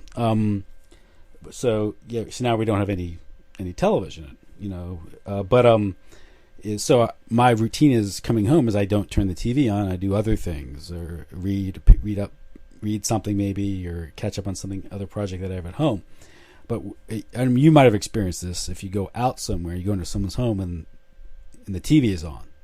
Oh, yes. And you realize how stupid it is. The programming, gosh, yes. The content is so dumbed down, transparently,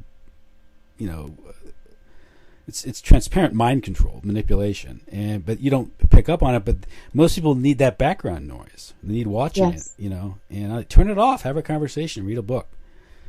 Yeah. And it's very interesting, because if you ever did that, if you go into a home like that and you turn off the television, there'll be just shock, and then something that looks like withdrawal symptoms. Yes.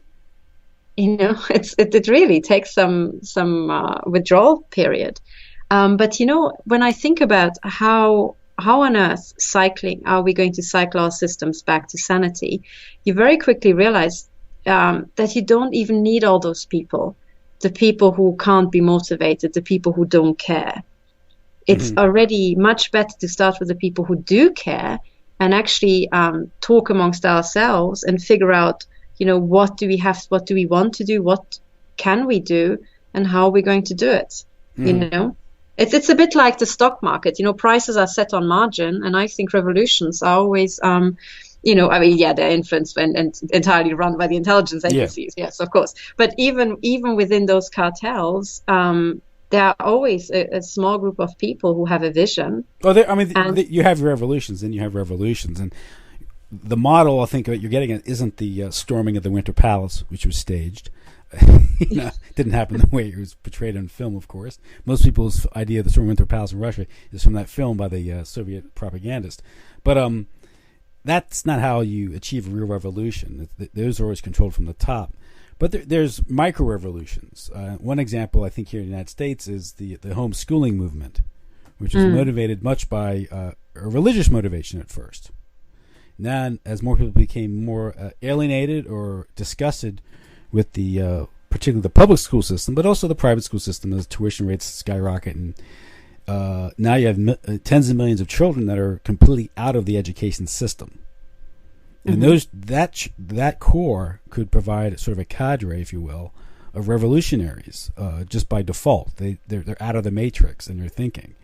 From that, and that's I think of what you're getting at. The same with just working around, instead of taking the system on head on, you're working around it and sort of undermining it and making it as much as you can, making it as irrelevant as possible. And if you make it irrelevant, it loses its power. And you're at the same time you're promoting consciousness. And if you promote consciousness of psychological warfare, you neutralize it more. Yes, exactly. I think what we also need is publishing much more the methods of the psychological warfare, which automatically diffuses it. Many cases. There are some excellent, YouTube videos, for example, that take apart everything from the really fake news from mainstream media, all the way to the false flags. And I love those videos because, it could be that most of them are entirely made by the intelligence agencies, and you never know. But nevertheless, at least they are out there, and you can find all that. And even if now they are mostly made by the intelligence agencies, it motivates people to make their own videos. You know, so in a sense, I only had the idea to make my own videos because I saw some that I really liked, and I thought maybe I have got something to say. And I wish many, many more people would start doing that. And actually, the young generation is very encouraging because a lot of them are very, video savvy, and they do speak their mind on camera. And the system is such that they themselves aren't getting an opportunity to wet their beak, so to speak. Meaning they're not being bribed into the system. They're living in their parents' basement. They're working part-time jobs. They have student debt, and they don't see themselves as benefiting from the system. At the same time, a large portion of them also have been subjected to the psychological warfare, family breakup, that haven't been able to develop well, particularly the young men. They're not good leaders of families because they come from broken families themselves. So they're really, really victimized. But so it's a mixed bag. The so-called social justice warriors, the mindset. It's hard. It's they're very tech savvy, but at the same time they're very I think they're very damaged psychologically as a group. Yes, I think, you know what? Yeah, to an extent, but then again, I come from a family that fled communist Romania, and we've been through a rough patch. But the school I went to, that was an inner city school in Germany, and when I went there, it was 60% foreigners, and we came from all sorts of war zones, in the 80s and 90s. And one of the things I realized is that these people were actually very mature because of the trauma. They age quicker. They get, so it's not all bad. Maybe because they didn't have consumerism. Yeah, possibly. Although we did have, our brands and all that, and peer group pressure. So yes, of course, we weren't all insulated, and it wasn't that long ago. Okay. Yeah. But the vision I have is because we have two age groups here. I think that kind of see that something is going on because. Yeah. Also, a lot of the baby boomers, who, by the way, are also not all great, but they do remember time before all this. Yeah. I think the oldest generations who have seen the entire development, they have a very good feeling for what's wrong with the world. And then there's also those people who are disenfranchised that you mentioned, young people with student debts and many, many other people, disabled people whose benefits have been withdrawn, and all the people on food stamps. You don't have to convince them that there's a criminal oligarchy running things. And the question is, who is really the problem here? And I think the people who are the problem are, first of all, the people on the levers of power. And the second tier is the people who are oblivious yet funding and supporting those. And that actually is a lot of middle class and upper middle class people, and also a lot of, multimillionaires and higher.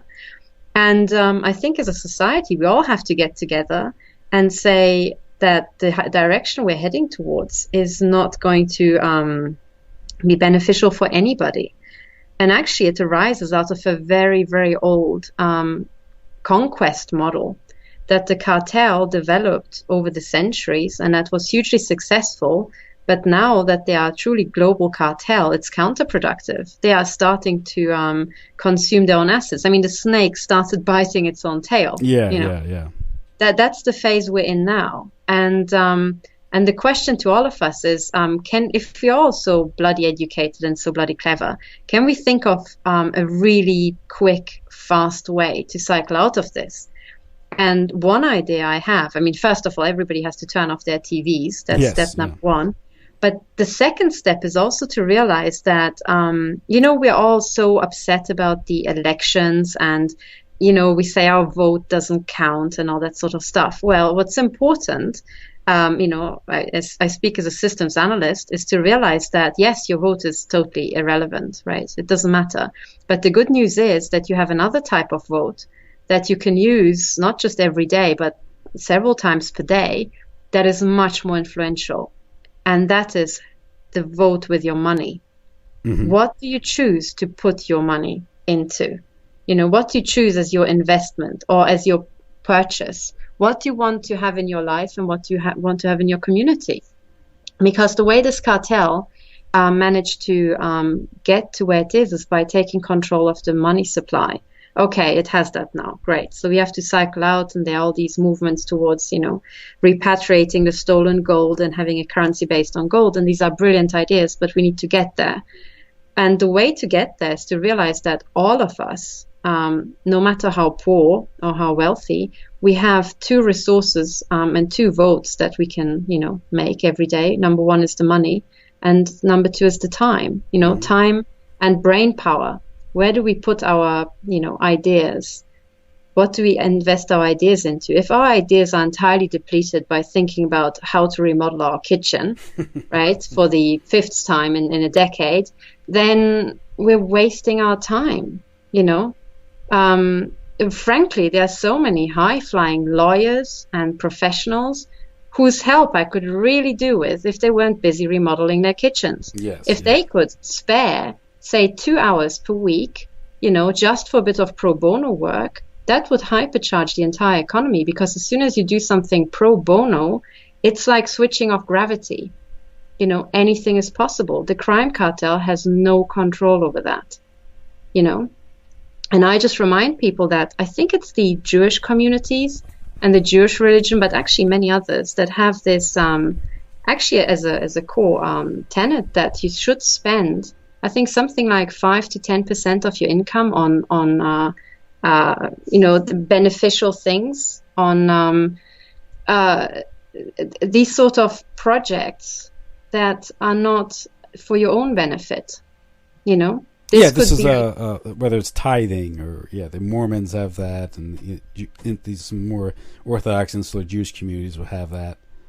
Exactly, and that's actually hypercharging their communities, and I think that's what really it's oppressed and fringe communities that tend to have that because they need to. Well, that's interesting, because then I've talked a lot about the importance of sort of a ethno-religious consciousness as being an important bulwark against globalism. That's why it's being destroyed and why it has been destroyed. Once again, under the guise of integration and universal harmony and these things, they always weaponize things that are superficially sound very good. Feminism was the same way, equality, just by destroying the family, these things.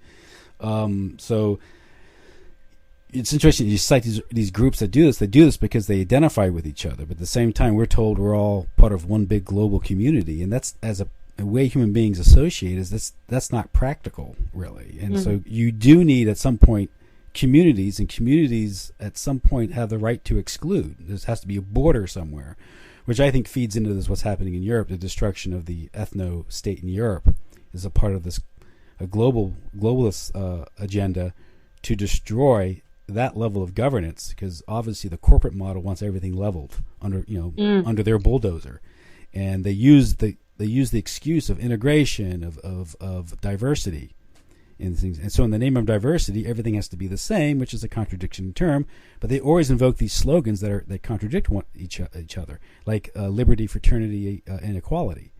They all sound nice, but if they group together, they all contradict one another. Yeah, exactly.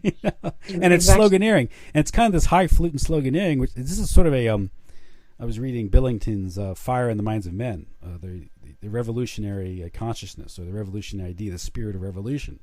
How this kind of developed during the French Revolution was this use of rhetoric, this sort of this ambiguity. The thing is ambiguous rhetoric, words that are deprived of any clear meaning, and that's the sharpest weapon in the psychological warrior's arsenal is language that doesn't mean anything anymore. And we see that all around with political rhetoric. I mean, it's just but freedom, liberty. It's like exactly. It's and that's one thing. Words devoid of meaning. Then there's also words that have been redefined to hide the nefarious aspect. And then the third class. And by the way, non-lethal weapons are actually the most egregious one, because non-lethal weapons actually what they really are neurodegenerative weapons. Okay, yeah, you're talking about that's like, what they should be. I mean, obviously, what you've been subjected to, which is, I think, a development of things, and these things have been revealed because it's all, these electromagnetic weapons, these things that cause you dizziness or burn. That's actually these things have been highlighted on the news. You see ABC News. Then if someone comes along and say, "Well, I'm being targeted by it," they'll say, "Well, you're crazy. These things don't exist." Well, exactly. But when you read for example, the news about the Cuban diplomats being attacked, yes, that's a case in point, because what they were left with is hearing damage and brain damage, right? So these are weapons that are developed specifically to destroy your organs and to cause you brain damage. Oh, I remember back in the 80s. I think it was the Bulgarian embassy, the U.S. Bulgarian embassy was targeted with this stuff, and people were hemorrhaging, bloody noses, heart problems, even cancer, and it was the U.S. government knew about it in the 70s or the 80s. I think it was early in the 70s. I think Henry Kissinger, then it was Secretary of State, didn't tell them what was going on because he wanted to see what the reaction would be, what the effect of the weapons would be, if I recall, which isn't surprising. Exactly. And when they realized how horrific they were, they decided to just make it part of this program. And now, you will be pleased to hear that your local thug will be equipped with these weapons, really on the cheap by the intelligence agencies. Yeah. Mm-hmm. And this is the point where it gets really, really bloody urgent. This entire cycling of the system, it becomes more than just a theory amongst academics, and it becomes a project for survival. And I think this goes right to the heart of it, because we have to, in a very short period of time, we have to cycle the media. We have to, what the capture of the media actually is a warfare method to truncate our communications within a society. Mm-hmm. And we very quickly have to regain communications. We are actually at war. People don't realize, but we're actually at the height of a massive war against this organized crime cartel, who wants all of us thinking people dead, by yesterday. And so we thinking people have to very quickly develop some sort of communication method. We also have to somehow assemble armies to fight this. And what I'm saying is that if we had armies like the army has, these pyramid structures, we will not be efficient or fast enough. But the good news is that if we use a different model, and we just organize into small groups and actually align along the cause, and we just, keep an eye on each other, we can move along the battlefield just seeing what each other are doing, and we don't even have to work together. We will effectively work together, And there are a couple of very, very important projects that need to be tackled pretty much this autumn, And number one is we need to make it extremely public that these neurodegenerative weapons are being distributed in very large numbers to the most thuggish elements of Western society in every country. And they are teenagers and they are local criminals being trained up in the use of weapons. They are being shown how to give people cancer, heart attacks, stroke, brain damage, how to kill people. And that's happening now. This is what they're giving someone the equipment and maybe $10,000 to go do this to this person, more or less. Yes, and it's much more sophisticated. So what I've observed is that, for example, the intelligence agencies have moved into several flats near me, and they seem to have a training stream. So all I see is that there's a stream of ever-changing young people going to these buildings. Meanwhile, they are shooting into me with these microwave weapons. They're being taught how to program the computers that are, guiding the assault protocol against me. They are also taught how to interface with the chips that I have in my body that I discovered a few months ago. So I have something that's called the body area network, and I don't remember being implanted, and I never knew that I was implanted. But the bad news is, and this is what my team uncovered, is that basically a large fraction of the population is implanted without knowing. Katherine Horton even says that these metal detectors at airports, their entire point was to monitor the chipping level in all the different populations. And I think that's very accurate. It's a nightmare scenario to wake up to, but this is accurate. Well, people will hear that and think you're you're paranoid, you're deluded. But there's other talk of other. The facility of microchipping is often talked about in open media regarding purchasing, entering secure rooms, hotels, these things, to facilitate commerce and business. So if these chips can be implanted in the human body to facilitate commerce and business, they certainly can be implanted to facilitate other objectives, right? Yes, exactly. And to all those people who doubt me, I encourage them to buy $160 bug detector that I have on my website that has, I think, the broadest frequency range, and literally just switch off the mains, mobile phones and DECT telephones in your home and scan yourself for body chips, because you might have the surprise of your life. I had, for sure. I found a dozen chips in my body that I have no recollection of ever being put there, yet they are there. They are emitting at high frequency. Now, I know I'm a target of the intelligence agencies, but I only knew for sure when they started the takedown operation openly in 2011. But now that I actually dig around a bit, I realize I've been a victim for much, much longer than that. I just couldn't, match up the dots. And one of the things that we discovered is that pretty much everybody who was in any sort of movement, like 9/11 Truth, or even just any sort of citizen political movement, and it could be anything. We have high-profile victims who were just complaining about the elderly care of their mother. They were chipped. So if you've ever complained about anything, including a too large bill from Comcast, you might have been chipped, and I'm not kidding. Mm-hmm. And another thing that my colleague actually uncovered, and I was totally oblivious, but she dug out this, there was an act hang on, I think I've even got it written down somewhere. It was the Immigration Control Act of 1985 that was signed by Reagan, which permitted chipping of all babies at birth. So she says the American population has been chipped from birth since 1985. So if you've got children born after 1985, they were likely chipped in the hospital. How about that? And I didn't know, but everything that we have seen so far seems to indicate that that's true. And then she pointed out, note that the act is called emigration, not immigration control. Small, you really want them to build a wall? Yeah. Yeah, exactly. It might be to keep you in, Yeah. Interesting. Now, again, another thing is you ask yourself, is such a thing technically feasible?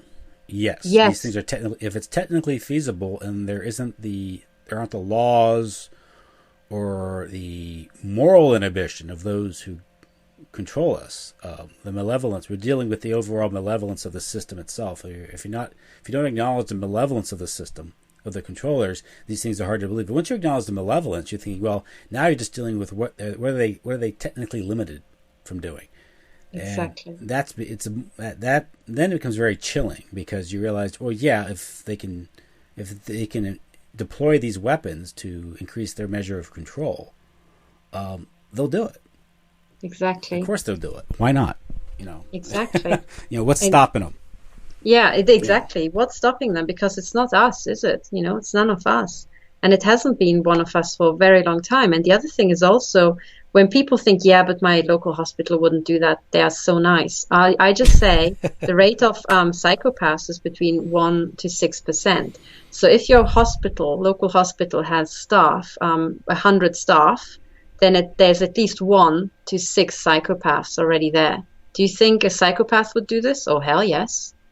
He would even think it's a good idea, because to them, we are objects. Would you want to microchip your mobile phone so that you know where it is in case it's lost? Yeah. Why not? Hospitals are willing to implement mandatory vaccinations. Yes, and many people have said, and including Dr. Onni Kilde, the ex-health chief medical officer of Finland, before she was murdered in 2015 by Norwegian intelligence, one of the things she said is that the swine flu vaccine and other flu vaccines had chips in them. And the entire idea of these flu scares was to to test the chipping or just to spread the chipping or put in a different type of chip and, see the effect. And we are now in a situation where the fact that humans are covertly chipped is such a given that what we're now dealing with is humans being chipped with different type of microchips that have different capabilities, and the testing of that and the interfacing with nanotechnology and other things. So anybody who doubts, but that what I'm saying is the truth. I mean, frankly, and this is what I say, I started being targeted in 2011, and that was mostly stalking, harassment, break-ins, and sabotage. This is what I noticed. Later, I discovered that I was already medically targeted, but I just didn't twig it. But I became targeted with electromagnetic weapons in January 2016. And before January 2016, if anybody had told me about these weapons, I would not have believed them, But now I'm at the heart of this storm, before I knew it. And even in January, if anybody would have said to me, you know what, Catherine, I think you've got 24 microchips in your body, I would have said, oh, nonsense. I mean, I would have remembered, I would have noticed. Lo and behold, 3 months later, my colleague scans me in a Faraday cage, and she's like, look, I know where your chips are. You've got one in the neck like me and one on the back of your head. And it turns out she's right. She holds the bug detector there, and the bug detector goes nuts. Go figure. Well, I mean, it was what was that doctor, CIA doctor, who stopped the bull? Oh, Delgado, Jose Delgado. Jose Delgado. And what was that research all about? Yes, exactly. And he wasn't think they stopped with the bull? Exactly. They had that remote-controlled cat. This is all part where they spent like $1 million putting these chips in the cat to control its mobility, to use it as some sort of surveillance device. And I think the first day they tested it, it ran out in front of a car and got hit. End of experiment. Yeah. End of experiment. And as far as giving weapons to these people, again, do these weapons exist? Yes, they do. Now, we have examples of the U.S. government shipping weapons into Mexico, supposedly to monitor drug cartels. But it turns out they just lost track of the weapons. And it turns out they were shipping weapons into this area to further destabilize it, to perhaps send more people north to fill the factories, and also just to create a crisis down there because they need Mexico destabilized and poor. And you have examples here in the United States of criminal gangs being given money from the U.S. government under the guise of welfare in the 60s to radicalize these groups. So there's the Black Panthers, there were agent provocateurs to go in there to radicalize them, make them violent. You had the Blackstone Rangers in Chicago that were funded by the I think it was Health and Human Services to pretty much disengage in sort of criminal activity to destroy the neighborhoods, to more or less create white flight, so they could change the nature, the demographics of the neighborhood. So you have all these examples, of destabilization. Of course, we have examples of Syria and this ISIS and these supposed moderate rebels in Syria, which really are Al Qaeda, destabilizing the regime in Syria. We have, I think, Libya, where NATO and the U.S. intelligence agencies went in there and supported radical Islamic groups. The Islamic Fighting Group, I think it was called, in Libya, to destabilize and overthrow the Gaddafi regime. And this creates the migration crisis, so the refugee crisis into Europe. Of course, we have in the 80s, 60s, 70s, 80s, we have Gladio in Italy, but Gladio applies across the board throughout Europe, where the intelligence agencies created false terrorists, false flag terrorist events, and fostered groups like Baader Meinhof, the Red Guard, and these things to create a strategy of tension to promote the Cold War agenda, and also to shift politics in Europe to the right. So history is just full of examples. And to hear your story, I mean, it's hard to, it sounds fantastic, but if you familiarize with the history of these efforts, strategy of tension, the idea of arming groups to destabilize areas, it's part of a playbook. And the implantation of chips is just a next stage in technology. What's available to them, something they have in their arsenal to deploy. It's not that fantastic. It's not, and in fact, there are more and more news articles about victims of human trafficking coming forward and claiming that they have microchips, and then doctors finding them. And the realization is that you are talking to a victim of human trafficking, and that's what I am. So I was, I thought an academic, I was a particle physicist. I was a research fellow at St. John's College, Oxford, and already in the eyes of MI5, I was human trafficking material. I was already human trafficked at the time, even though I didn't know. Mm-hmm. And that will be true of many, many professionals, and I always say, at the moment, we're really struggling to find lawyers to help us with the court cases, And meanwhile, my colleagues and I, we're horrifically tortured with these body chips, with these directed energy weapons. And somebody said, oh, well, you're never going to find a lawyer because, the lawyers are never going to help you. They're all part of this cartel. And my answer to that is, oh, don't worry. The only thing we'll need is one high-flying QC discovering that his 13-year-old daughter has a microchip in her vagina that's controlled by the mobile phone of his partner in chambers. That's all we need. And then this guy will go nuts. And one of the things I have evidence for is exactly that. Then it's personal, real personal. Yes, and then it's personal. And also once he realizes that his prostate cancer is caused by a microchip that he had in him for at least 15 years. And there's evidence for that as well. So I think what I would say to people who can't believe this is, first of all, buy yourself a bug detector, which is, there's even videos I've put up on my YouTube channel, Stop 007, that I've just done a couple of weeks ago, where I scanned myself for the very first time. So me finding those body chips are literally the very first scans I did on myself. You can see it right there, and you can do the same thing. And I think a lot of people will have a very bad surprise. And then you can start thinking, where do we go from here? Because these body chips are emitting literally like a mobile phone tower, like a mini tower. Your body is like a mobile phone, or like many mobile phones. And if we think that mobile phone radiation is causing cancer, yes, it does. And so do these body chips. So the longer you have them in your body, the more likely it is that it will lead to tumor formation. And meanwhile, your life sign data is being shipped off. We also found that if you measure the exact frequency that your body chip is emitting, you can look up who licensed this frequency, and you can find out who's using your body for research or for profit. And one colleague of mine, her body chips are licensed by the Air Force. Another colleague of mine, her chips are licensed by research institutions, private corporations, and wealthy families. And then you know who has human trafficked you. Yeah, and these are the same people who have fomented revolutions and crises in countries like Haiti, Ukraine, for the very purpose of harvesting resources and people.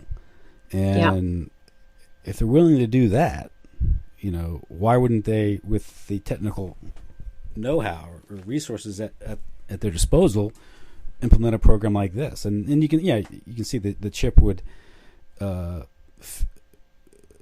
provide them access to data they can use to analyze you or an area of people for all types of reasons, whether it's marketing, actuarial studies, all types of reasons. All that information could be useful. At the same time, it could be another form of harvesting, because again, it would have a deleterious effect in your health, which then forces you into the medical industrial complex, where you can then be further harvested. Literally. I think that is the biggest business plan, in fact. Yeah. Because one of the things that they have done with me and my colleagues is that they simulate illnesses. So they have a way to simulate heart attacks it's called the body area network, and these chips will interfere with the signals in your brain and signals to organs. Mm-hmm. And they can cause illnesses, and they can simulate illnesses. And then I think the long-term idea is to have everybody covertly chipped, so that they can choose at what point they simulate an illness, so that you go to hospital, you have some treatment that you don't need, And then, they will also have a huge success rate, in curing you. Yeah. Because they'll just, change the algorithms when you spent enough money, and then you will feel fine again, It's like a broken window scam where people go around breaking windows and charge you to fix your window. Yeah, exactly. Yeah. Exactly. So that's what we're dealing with.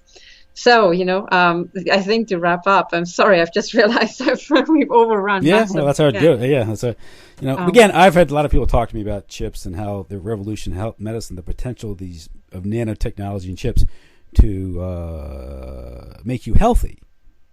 Well, okay, so if you're willing to accept that this is theoretically possible and just over the horizon, well, if it can be used to make you healthy, then they can just reverse engineer to make you sick.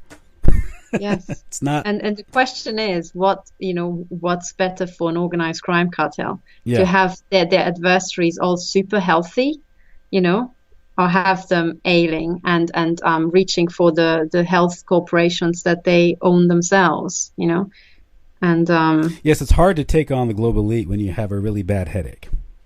Yes, and I can attest to that. Yes, and that's just if you want to take it on a personal level. I've made this point recently on another show about keeping the population sick. Is that if you ever just want how this works is if you're had one of those days you're just not feeling well, you have the flu or something, you have a stomach ache or headache, and you just want to lie down in bed or something. You're not thinking about anything else except feeling well again. And so just apply that across the board. If you're weak and you're tired, you're sick, you're always worried about going to see the doctor. The system is designed to make you a hypochondriac, and you're going to be less engaged, you're going to be less motivated, you have less energy to cope with what's really happening in the world. And so it's a business model. So yeah, it is, and it's an enforcement model. For example, when when my colleagues and I are really onto something, or we're preparing our next scoop, we also get punished massively.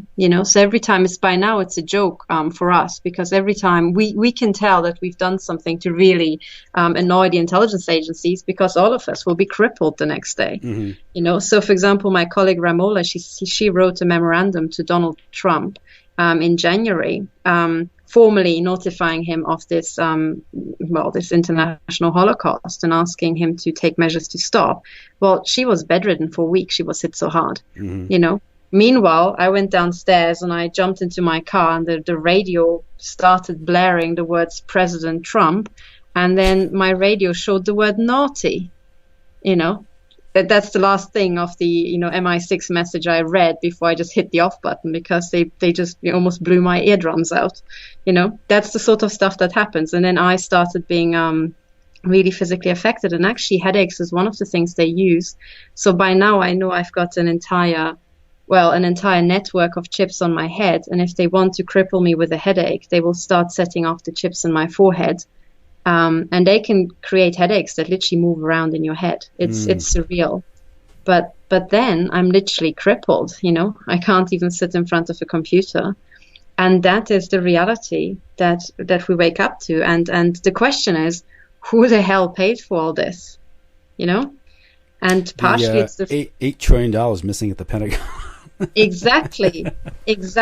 And that's why I'm thinking of the, Catherine Austin Fitts said we need those 43 trillion back. In fact, we know where they are, because they haven't disappeared. Within the economy, they just went from over here to over there. So we have to go over there and get it back. So anybody who's really upset about, their daughter being chipped, which I'm pretty sure that they are by now, if these people live in the US, what they have to do is get behind Catherine Austin Fitts, and you all need to launch court cases to get those 43 trillion back. Mm-hmm. And actually, individual people need to think, oh, it's my duty to organize that court case, Because I realize what targeting has done to me is I realized before I started being targeted, I always thought it's somebody else's job to deal with this. And I always thought, surely there must be somebody who looks into this. Well, you know what? The truth is there isn't. Yeah, where are the grown-ups? Yeah, exactly. Where are the grown-ups? And it's just like, oh, holy cow, it's me now. Oh, I'm the grown-up. Okay. Exactly. Exactly. So, I think in my world, there are a couple of people who were, I put it like this. I think So this organized crime cartel has taken over the military, and they control our generals, okay, and they control the heads of the intelligence agencies and so on. Now, there's also what I call civil society. This is the non-criminal element of the people who we would term normal, okay. So they are very disparate group, but they are unified by their non-criminality, okay. Now, this group needs a set of generals as well. In fact, they did have generals. So, for example, this Russian general Petrov, I would say that he was also general for the civilians. He was, he was pointing the way. Now, Dr. Ronnie Kilder, she was one of our generals, and she was murdered by the crime cartel. And, there are other people, for example, Catherine Austin Fitz is one of the generals I recognize. People should follow her lead. We really have to follow Gary what Webb. she's saying. Gary Webb. Yeah, exactly. Although I do have some question marks sometimes, but exactly. We don't, that's one of that's another. I don't understand the Illuminati signaling on his Twitter profile. The all-seeing eye. Where does that come from? But then again, a lot of the people doing good things now are part of the old, symbolism and the old structures. But the people who are totally outside, they have to realize that we do have these generals and they need armies. So people need. It's like it's a requisitioning call. All of us have to now join the battle in whichever way we can, and we have to get behind these people. And then the next step up, it's a process of evolution. The next step up, in my view, is to realize that the concept of generals is an old-fashioned concept. It goes back to these old pyramid organizations of having a leader. The 21st century version is that we don't have generals, we have compasses that show us the way. They indicate the direction we need to be heading into. But just like when you're using a compass, for example, here in Switzerland, when you're in the mountains, sometimes you can't go in the direction of the compass. You have to take a detour because you have to go around the mountain. Yeah. But the general idea, the general trend is still indicated. And that's, I think, exactly the case for all the leaders we have. We need to look at them as compass, and then every single one of us has to decide, what path do I have to take to head into that direction? I think that is the best way I can put it, and we might not think about it that way, but actually what we're doing is countering this military intelligence crime cartels so-called fourth generation warfare model, which is actually a warfare model against us. We're the target. That's we're the target. We're the enemy. So. Okay, well, Dr. Katherine Horton, I want to thank you for coming back on. I think we had a fruitful discussion. I think we're about 20 minutes shy from our last discussion. Oh my goodness! Yes.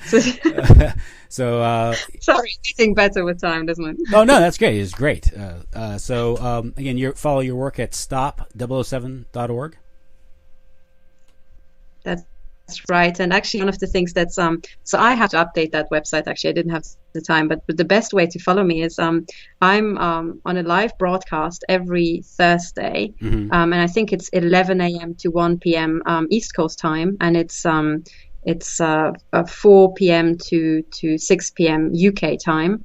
And my 5 colleagues and I, we founded a what we call the Joint Investigation Team. We're looking into crimes committed with directed energy weapons, with military biotechnology and neurotechnology, and systemic corruption. And we put on the show every week, report about the investigation, bits and pieces, and we give an update. So I think that's probably the most up-to-date way to follow me, is to tune into what's called the Techno Crime Fighters Forum on Thursdays, and then meet my colleagues as well. Okay, and that can be watched on YouTube? That's right. It's broadcast. So if people search for Techno Crime Fighters Forum, I think last Thursday was episode 24, and it's broadcast by Dr. Paul Marco's channel. Usually that's Pinecone Utopia, but actually the last 2 times, because he did some amazing investigative work, YouTube gave him hassle and he couldn't actually host it the last 2 times. And then it's hosted by my colleague Ramola D. But if people just search for it, so the Techno Crime Fighters Forum can be found. It's live, and people can also submit questions via the chat. Okay. Okay. Great. Well, listen, yes, thank you. I'll let you enjoy the rest of your evening. And thank you very much for having me on. By the way, it's always so much fun to talk to you. I really enjoyed this, ride through history and world economies and crime. Yeah. Unfortunately, history is very interesting, as they say. So it's my pleasure. So, okay. Well, listen, thanks a lot, and I'll be posting this in a couple days. And when I do, I'll send you the link, so you can link to it. Thank you. So, okay, great. Well, listen, have a good night then. And take care. Bye-bye. Bye-bye.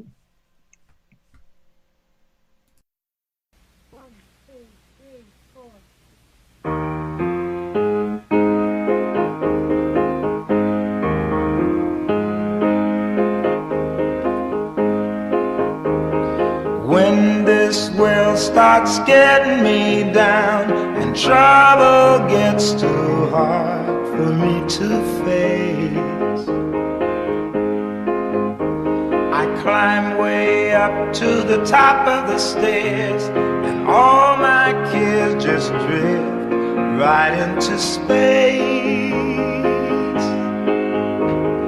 On the roof it's peaceful as can be, and there the world below can't bother me.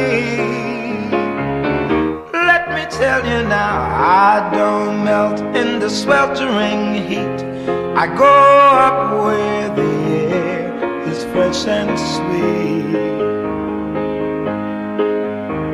I get away from the bustling crowd and the hustling rat race noise down on the street.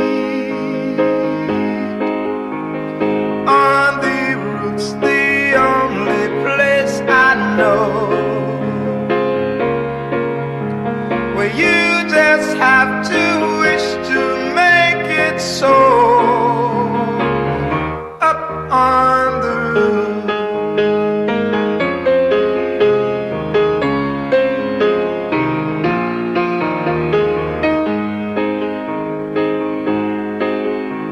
at night the stars put on a show for free, and darling, you can share it all with me. I keep telling you, right smack dab in the middle of town, I found a paradise that's trouble-proof. And if this world starts getting you down, there's room enough for two up on